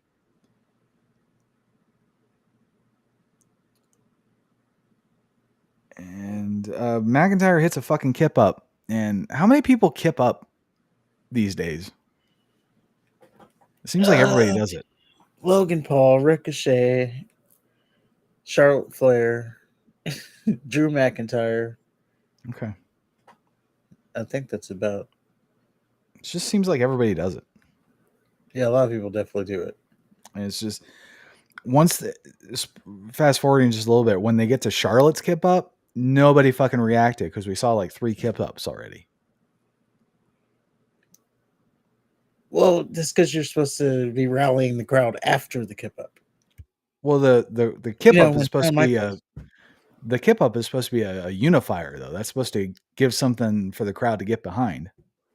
Well, when Shawn Michaels did it, The crowd started cheering, and then they were. Well, it started cheering after he kipped up, and then he's like walked around the ring, and Yeah, he kipped up, and the crowd's like, fired up for it. You know, it's time to tune up the band when you see the kip up. Now they just kip up, and everybody does it just because they can do it. They're just showing off. That's all that is. So McIntyre goes for the Claymore, and Gunther counters it by just falling down, which I thought was genius. He just flops down. Gunther hits a T-Rex dropkick, and he goes for the powerbomb, but McIntyre counters Gunther's powerbomb into a powerbomb of his own. Then he hits a Future Shock DDT for a close 2 count. McIntyre goes for the Claymore, and then Gunther counters it into a T-Rex dropkick and hits the powerbomb. And he only gets a 2 count from here. So then Gunther hits his ugly splash. He gets a 2 count there. Then they start trading chops. McIntyre eventually hits the Claymore, and then Gunther kicked out. Which I was surprised at that. I was too, actually. It. Yeah. I was like, it's over.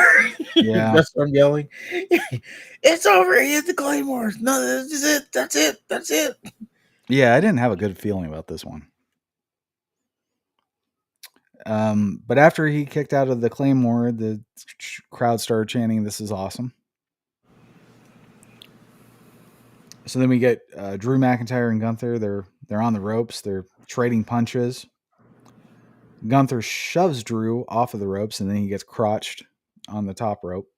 And so he's down. Then Gunther hits his ugly splash again. He gets McIntyre in a short arm clothesline, and then he hits a powerbomb for the win. And still, your Intercontinental Champion, Gunther, the reigning general. I will say I like when Gunther does I like to call it going into second gear. So like he's strung together. Like as soon as McIntyre gets crotched, he's strung together the splash, the clothesline, the powerbomb. I like when he does that. It goes into the next gear and just he doesn't just go into one thing. He hits a flurry of things, and then flurry of power moves. Yeah, and then that's how he wins. He doesn't just like go for the splash and then gets the kick out and he's shocked. I will say I think this might be so far the least favorite Gunther match I've ever seen. And I don't know if it's because of McIntyre. I don't know if they just had a bad night. It's just, I don't know. Something seemed off. It kind of left me wanting.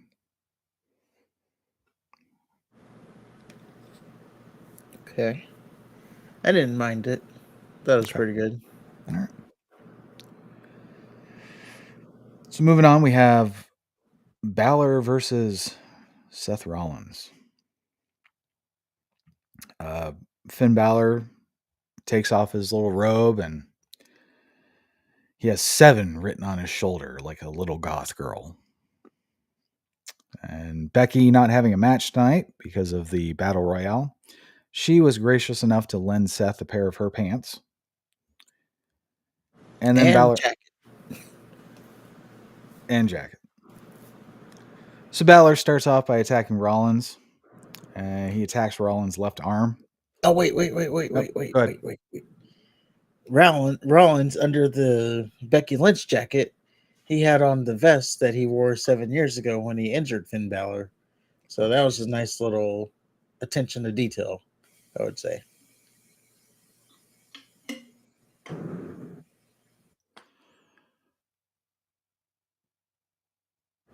So Balor targets Rollins' left arm. It didn't really play a part in the rest of the match, so I don't know why they went for this injury. Rollins finally regains control. He grabs Balor by the beard and starts repeatedly headbutting him, which is a genius way to get an advantage in a fight. Rollins hits 3 dives, and Balor took all 3 of them like a stupid ass. Like, seriously, you have one person jumping on you. Like, how many times you got to get jumped on before you move out of the way?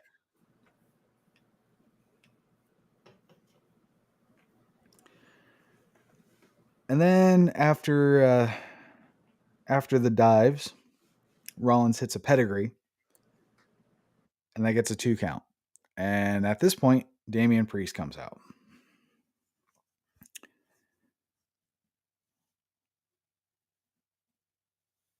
They fight a little bit more, and then the rest of the Judgment Day end up coming out.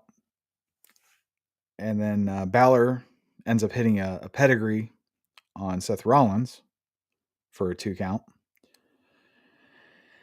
And then since Priest is out, they have to incorporate the briefcase. So Priest tries to hand Balor the briefcase, and Balor wants to stick with their original plan of whatever it was that they're doing. Beating him clean, I guess. I don't know. So then Rollins used the distraction to hit a curb stomp, but that only gets a 2 count. So then we get somebody kicking out of the curb stomp. I guess it's supposed to mean something. And then Balor hits the coup de grace for a 2 count. And then there's a moment where Priest throws the briefcase into the ring, distracts the referee, and Seth Rollins using that manages to curb stomp Balor into the briefcase for the win. Does that about sum it up?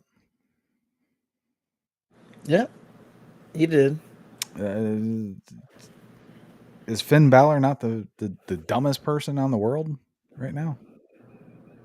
Well, I don't know. I like the match much better than their Money in the Bank match. And yeah, it just didn't make sense that he didn't want the briefcase when Damian was going to give him the briefcase. And then, a few minutes later, he wants it now. Yeah. So Just that dumb. was a little weird. And then, Priest, he slides it into the ring, but only at the corner. Finn is in the middle of the ring. He slides it into the corner. So he didn't really give it to him. So Finn now has to crawl over to get the briefcase as Priest is distracting the ref. And then that Rollins uses that moment to stomp him on the briefcase. So there's just a miscommunication there. I thought Priest was going to cash in and take it from Finn. Like, I really thought that was happening. So right after he hits the coup de grace, and Finn and Priest slides the case into the ring, I thought, oh, maybe he cashes in here, and then that I don't know what I was thinking. Right. But miscommunication from the Judgment Day. Seth Rollins leaves as champion. So now they're going back to that stupid split thing, because now Finn and Damian are going to have an issue. Yep. Or they're gonna go for a third Balor Rollins thing. Wouldn't this? I thought this was the third one. This was the second one. Payback. Well, second one in this run. So they had Money in the Okay. Bank, SummerSlam, and then maybe they go Payback because he cost me the title. Now we have to add a stipulation. I hope not. I don't know. Based off that match, outside of the logic caps, I thought it was a pretty good match. Much better. It was up there for match of the night, I would say. I don't know. I find both of them dull and boring. So There you go. I can't for that reason I can't give it the match of the night, even consider it. Like There the you go. match itself was just there. I personally didn't think it was any different than their other matches. Sure, they had callbacks to stuff, but that's all it was. Like the match itself, the wrestling was not different or exciting or anything. There you go. All right, so we have Charlotte Flair versus Bianca Belair versus Asuka for the women's championship. And for some reason, they have the champion, Asuka, come out second, giving the non-title holder, Bianca Belair, the prime spot. Bianca Belair has blonde hair now, or at least a blonde ponytail. So her I'm fake not hair thinking that is... was her natural hair. I know. What kind of animal is that from? Probably horse. Probably. It's Nutria. No animals were harmed during the making of this video. I guess I have to say that. Sure, why not? So Charlotte at one point stops mid-match to have the ref fix her shirt. I know that was the only thing I was excited about. I was like, "Oh, wardrobe malfunction." Even though I've already seen Charlotte, and it didn't really do it for me. Ugh. Ugh. But I told you, she confuses me. When I see her with her clothes on, I see her on the yacht looking good, and then I can't. if she was all naked, it'd be like, oh, I remember why I don't like. I can't get past her fake face. No, I don't look at her face. So, Oh, I do. but yeah, we almost had a moment. Charlotte's little flipping clothesline thing. That thing where she does the somersault, where you said it was almost like a buckshot lariat. Yeah. I think that is the most typical women's wrestling move. Like in a while. It's slow, it's awkward. The person receiving it has plenty of time to get out of the way. And Well, all it what does... about what about they were in the corner while she's over here having a wardrobe it was a wardrobe malfunction. Oh She yeah, that just was didn't dumb. get the nip slip. And then she still had time to hit her little Yeah, flipping clothesline. Asuka got Bianca in the Asuka lock, and yeah, still did the stupid clothesline. Like, abandon the spot at that point. Right. If you're gonna stop the fucking match to get your shit buckled, yeah, you move on to the next spot. Yeah, I agree with you. There was too many double moves where like one of them would put both women like in a line and then do a splash on both of them, or they would both reverse it. I thought that was stupid and overplayed. There was a part where Belair, she got dumped outside and she hit the ring steps and it sounded really brutal. And she screamed and cried. And they made it seem like she was done. In fact, they were all like, oh, well, let's focus on the other two. No disrespect to Bianca, but we got a match to call. Yeah, they got the refs out there, the medics. So then Charlotte gets Asuka into the figure eight, and Belair drags herself back to hit a 450 splash. And if By the way, she just she just blew her knee to smithereens, yeah, which is why she was out of the match. yeah, but And she now she drug came back. herself back to climb on the ropes to do a 450 splash. Yeah, the most knee heavy move you can do. Yeah, Like I, yeah. they're not even trying. It, I was like, out of all the moves to do to come back to from an injury you're selling, you do like the most athletic move you can do. it's almost like when you get your knee hurt and then like you have a match later on that evening and you're running with people in your arms. Well, yeah, there was geeks. There were geeks online talking about, oh, what a heroic move by Bianca Belair. She did the 450 off one leg. Like, oh my god, Okay. what are you talking about? Get off the internet. You're done. You're done. No more from you. Yeah, so if I could, I would have hit Bianca with a fucking semi truck right then and there. But it gets better. So after Bianca hits the 450 splash onto Charlotte, um, Asuka then goes for a head kick onto Bianca. Bianca ducks the. Well, she doesn't duck. She just leans back, and she turns that into a schoolboy, and she fucking wins. Yep. So we have this one-legged fucking cunt with fake hair coming out, doing a 450 splash on her fucking injured knee, and then she wins with a schoolboy. Yes.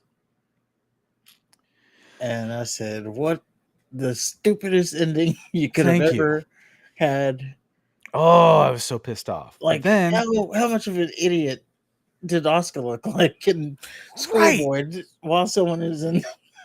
Well, no, I'm sorry. No, she, it wasn't because Charlotte got Bianca in the figure eight, and then Asuka misted Charlotte, so that took her out of the match. Then she went for the kick, and then she got schoolboyed. Yes. And then it's just because Asuka actually looked pretty good in this match. They didn't shit on her like I thought they would. I thought they would just like toss her out, and it would just be a Charlotte and Bianca match. Like the only spots Asuka would get is when they toss her out of the ring. Mm-hmm. But then, yeah, the finish. Then the finish happened, and it was just like, come on, come on. Just everything about that was fucking stupid.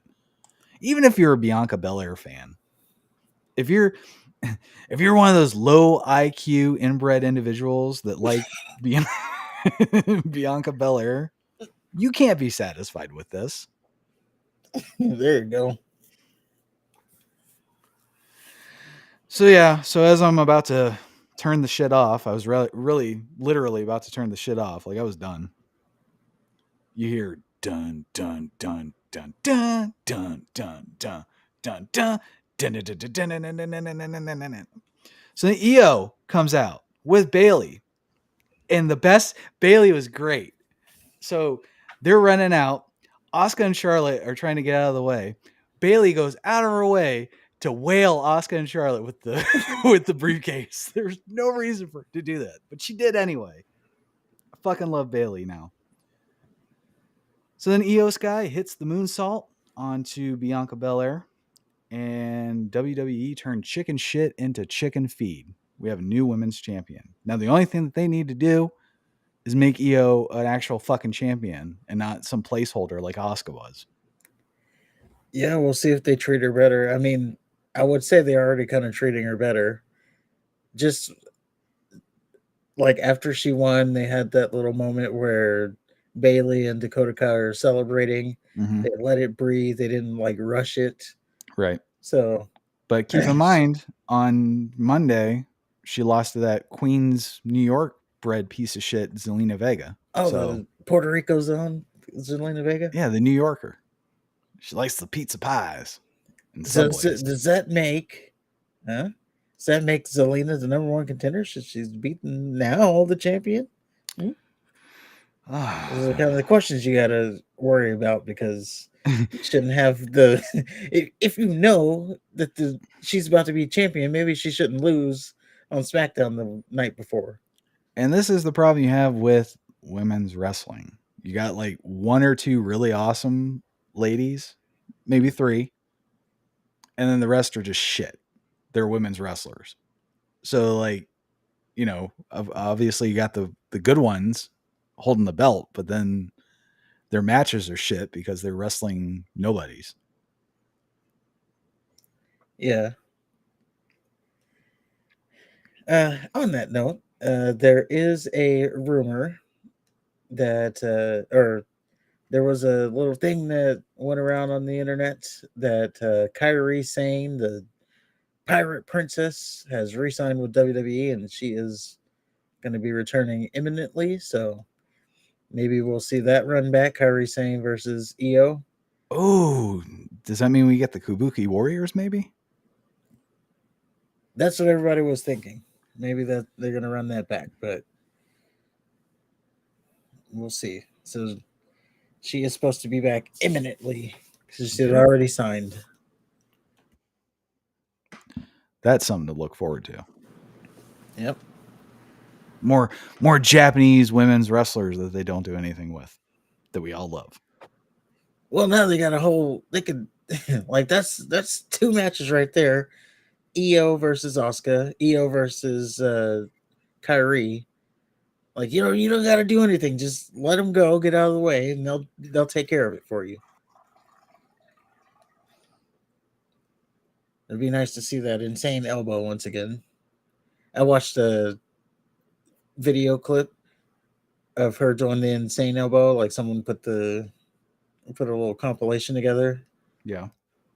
I didn't appreciate it as much, when she was around, but seeing that compilation, it made me appreciate it a lot more. I was doing something where I had to watch a bunch of. I didn't have to, but I watched a bunch of their stuff, and yeah, I'm a fan. I wish that they would have all like the Japanese wrestlers get together and do like a Yakuza thing. Yeah, get Shinsei in there.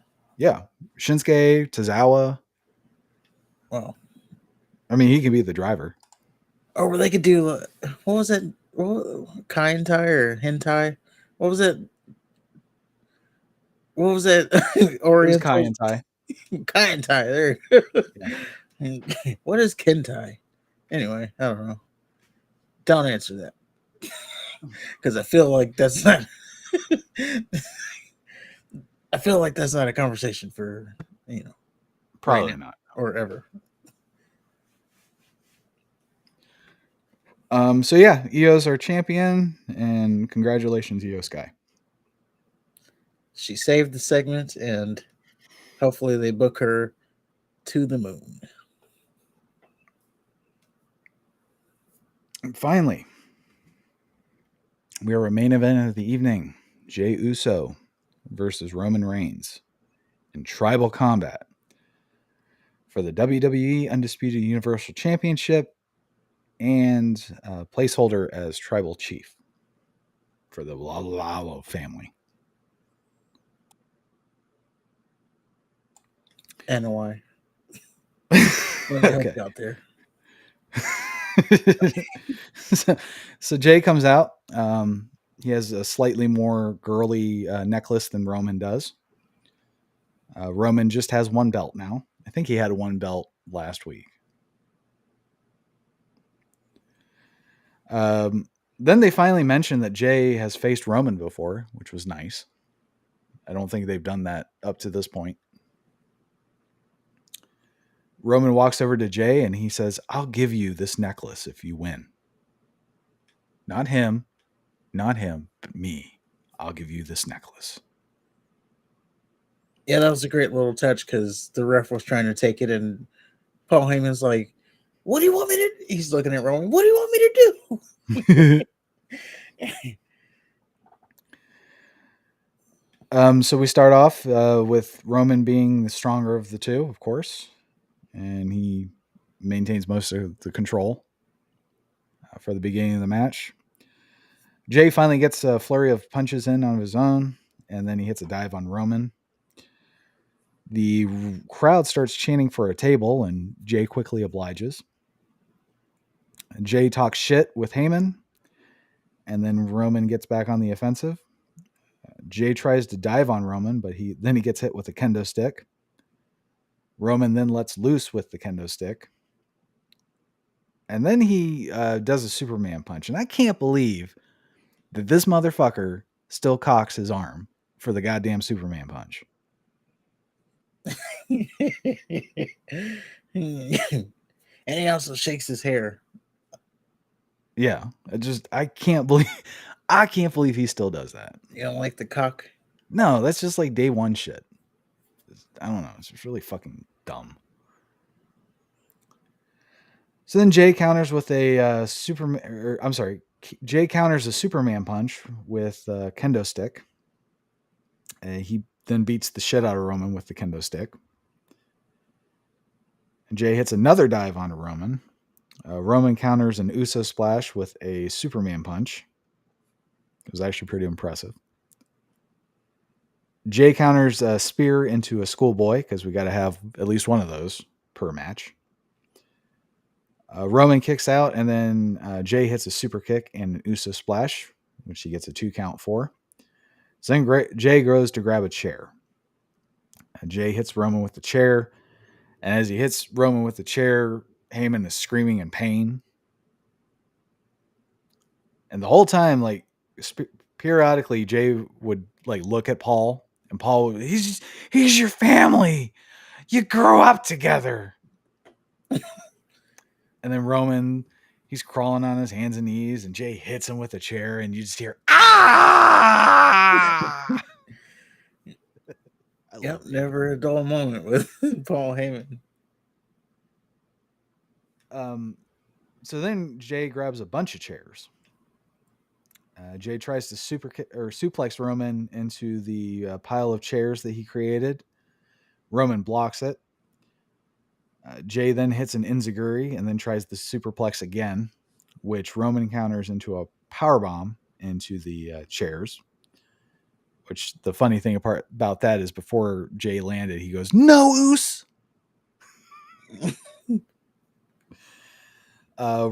Roman ignores the table that Jay already set up, and he goes under the ring to get a new table. And then he sets the table he brought out into the corner.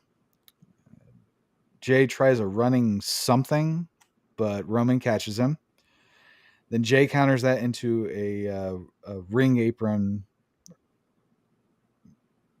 standoff. I don't know what else to call it. And they're both trading punches. Jay tries to lift Roman for a Samoan fall or Samoan slam. And he fails. And then he tries a second time and he gets it. Samoan drop onto the table. And this is the original table that Jay set up, not the new one that Roman set up. So had Roman picked that one up, he would have just landed on the floor. So good job. Yep. So then Jay grabs a leather strap. It may have been the one that they were going to use for Brock and Cody. Who knows? And he starts whipping Roman with it. And then at this point, you see Roman's arm is bleeding. I don't know. It was probably the table spot. Yeah, I think it was the table spot. Roman tries to escape through the crowd. Jay follows. And there's somebody in the crowd that was great. He was like, "Do it for Jimmy. No, Solo. Come on, Jay, get him. You're the new tribal chief." Whoever that guy was, he deserves something. Give him a free t-shirt. For that brief 10 seconds, that was probably the most entertaining part of the match. For me.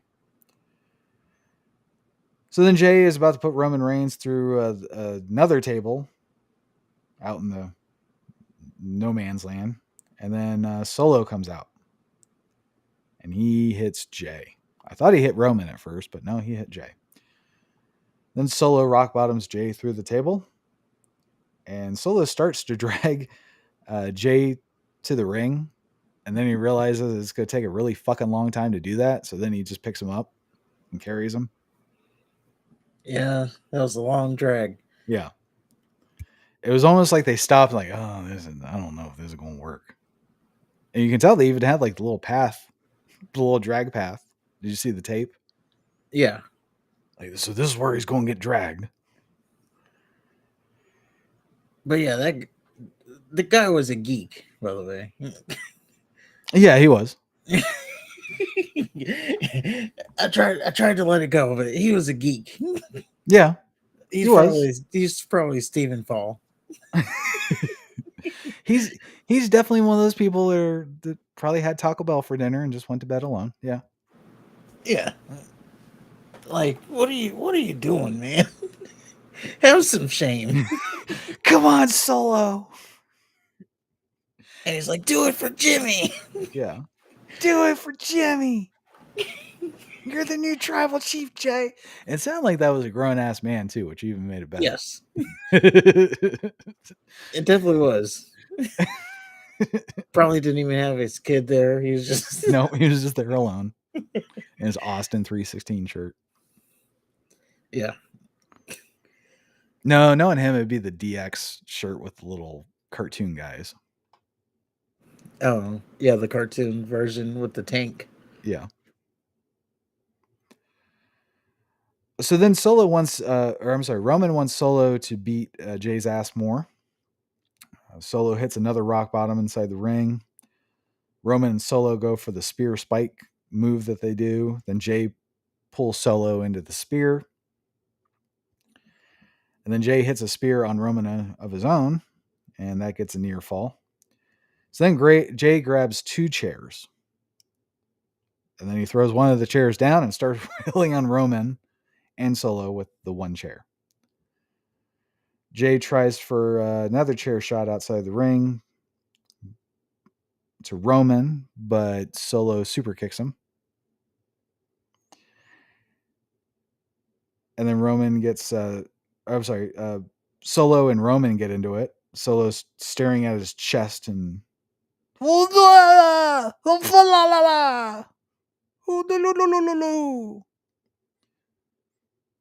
then Roman is answering him in calm English. And as Roman's distracted, Jay spears him through the barricade. And then Solo and Jay get into it. Solo tries to rock bottom Jay through the announce table, and then Jay counters it into a super kick. And then he hits a splash onto Solo through the announce table. So Solo's out.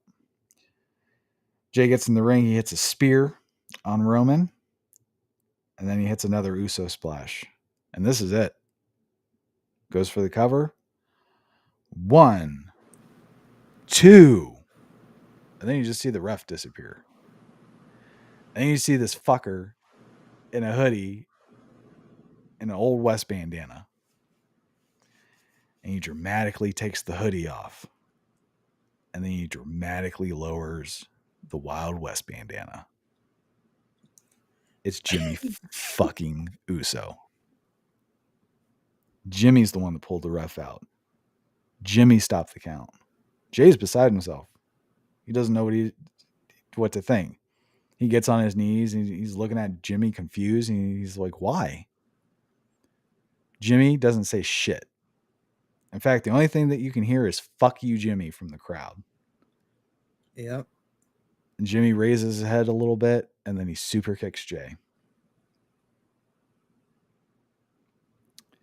And then he tosses Jay back in the ring to feed to Roman. And Roman spears Jay through the table that he set up earlier.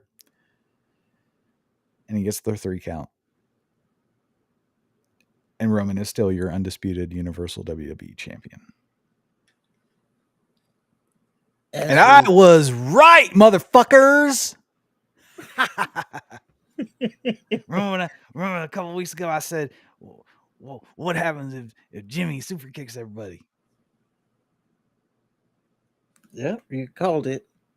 That's why you guys need to be listening to our show, because we call things around here. I called the fight between Shayna and Ronda. You called the Jimmy turn. And Ego. Remember I said Ego was going to cash in? You did. Oh, anyway, I don't need to. Well, I need to measure dicks here, but yeah, we call stuff around here. That's what we do.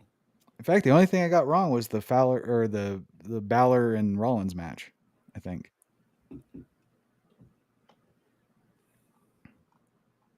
We both got, well, I guess technically we got the women's match wrong because neither one of us picked Bianca Belair to win the match.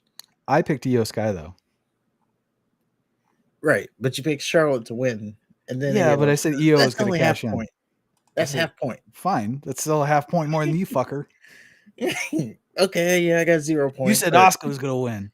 You're so wrong. You're so much more wrong than me. you only got a half point on that.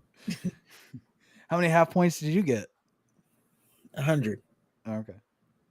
Wouldn't that just be 100 whole points? Or is Whatever. that 50? Whatever. Okay. But I thought this was all done beautifully. Jimmy, I enjoyed the shot where he took the hood off, but he still had the bandana on. You already knew who it was, but I like Yeah. that shot, like him looking back with the bandana on. I don't know. I just thought it was a cool shot. I'm sure it's already on the website. And I felt for Jay as Jimmy's standing there. He reveals himself to be the one who just cost him all of this, the tribal chief ism, the world heavyweight title. He is the one, his own twin brother. Solo, it's okay if Solo done it, but Jimmy of all people, you can really feel for Jay, and I felt for Jay there as What? he's basically crying because his twin has turned Mm-hmm. on him. The ultimate betrayal. Yeah, and Michael Cole said this is Cain and Abel or something. I don't know. Okay. Yeah. Yeah. I mean, because not only are they twins, but they started together. They've been through all these wars. I don't think that they haven't feuded yet. I don't think they've wrestled yet. Nope. So, one, it's something new and refreshing. It's really all you can go with it. If you're not going to beat Roman, you got to give somebody else something to do. Yeah, but what Jay's gonna have to go through to have to put down his own brother Yeah. who's betrayed him. You gotta feel for the guy. And then yeah, Jimmy, he never he never made eye contact with Roman. So I don't think this was him rejoining the bloodline. I think this is just about him and Jay. And Roman's just there right now. Like Okay. this is because it goes back to a couple weeks when they're talking about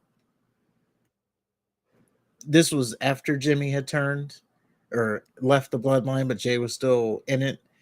And Roman was saying, you know, we were going to we're making you the next in line. But who was the one person who didn't think it was a good idea? It wasn't Paul Heyman. It was Jimmy. Remember that segment? Yeah. I think that's what this is about. This is about Jimmy not wanting Jay to be the head of the table. So it's more so a jealousy angle. Like we're twins and you think you got more than me. So it's not really about Roman. And this is perfect because then, Roman, he's probably not going to be working payback. So it is a good thing. Payback's going to be Jimmy and Jay. Crazy to say. Yeah, this is all a beautiful thing. Oh, it's crazy to say if you're not me. As soon as that happened, I cheered. Because you were right. That's why. Yeah, of course. That's the only reason. I got one right this year. So now you're gonna have to hear me be an insufferable dick until the next pay-per-view. Well, we will see what happens on the next pay-per-view. We got Payback coming up. Again, you guys try to get us to that 500 subscriber mark by Payback. Don't be failures again. Hit the button, hit the like button, hit the comments. Let us know what your match of the night was. Uh, let us know if you how much you hated the Ronda and Shayna match. And how stupid the Bianca Belair victory was. Yeah, how they made Oscar look like a fool getting rolled up like that. And but EO is champion, so there's a saving grace there. What exactly was her plan? She said she had a plan. What was her fucking plan? It wasn't. I don't think it was that. Okay. It couldn't have been that. All right. I thought when with everybody with EO, I'm sorry, with Kyrie Sane coming back, they thought that was the plan, but apparently that wasn't the plan. Okay. But that does it for our SummerSlam, right? Yep, does. Does it for our SummerSlam review. And did you have anything else? I did not, no. All right. Well, Just if you that I was right. disagree, I there was you go. fucking right. And if you disagree with anything, let's bask in my rightness. Bask in it. Bask in it. Drink it in, man. Are you gonna be like Seth Rollins? Yes. Just standing there with your eyes closed. And I'll have to tell you because obviously you can't see me. Shh, stop talking. My arm's out. Yeah. Okay, they're down now. You can start talking. Well, you gotta leave it there for 5 minutes. But on that note, if you disagree with anything, let us know in the comments. If you agree with anything, let us know in the comments. Don't forget, again, to hit the like button, hit the subscribe button, get us to 500. Follow us on all the social medias, X, TikTok, Instagram, I guess. Threads, if it's still a thing. That one week that everybody used Threads, I made a TikTok so I could make a thread. And now Threads is like, no one uses it anymore, and it's just a week old. Is that the Twitter thing? Yeah. Okay. And then Twitter is X, and then there's Threads, which is Instagram's version of Twitter. Okay. And TikTok. It'll all be in the comments below. But until then, and until next time, top guys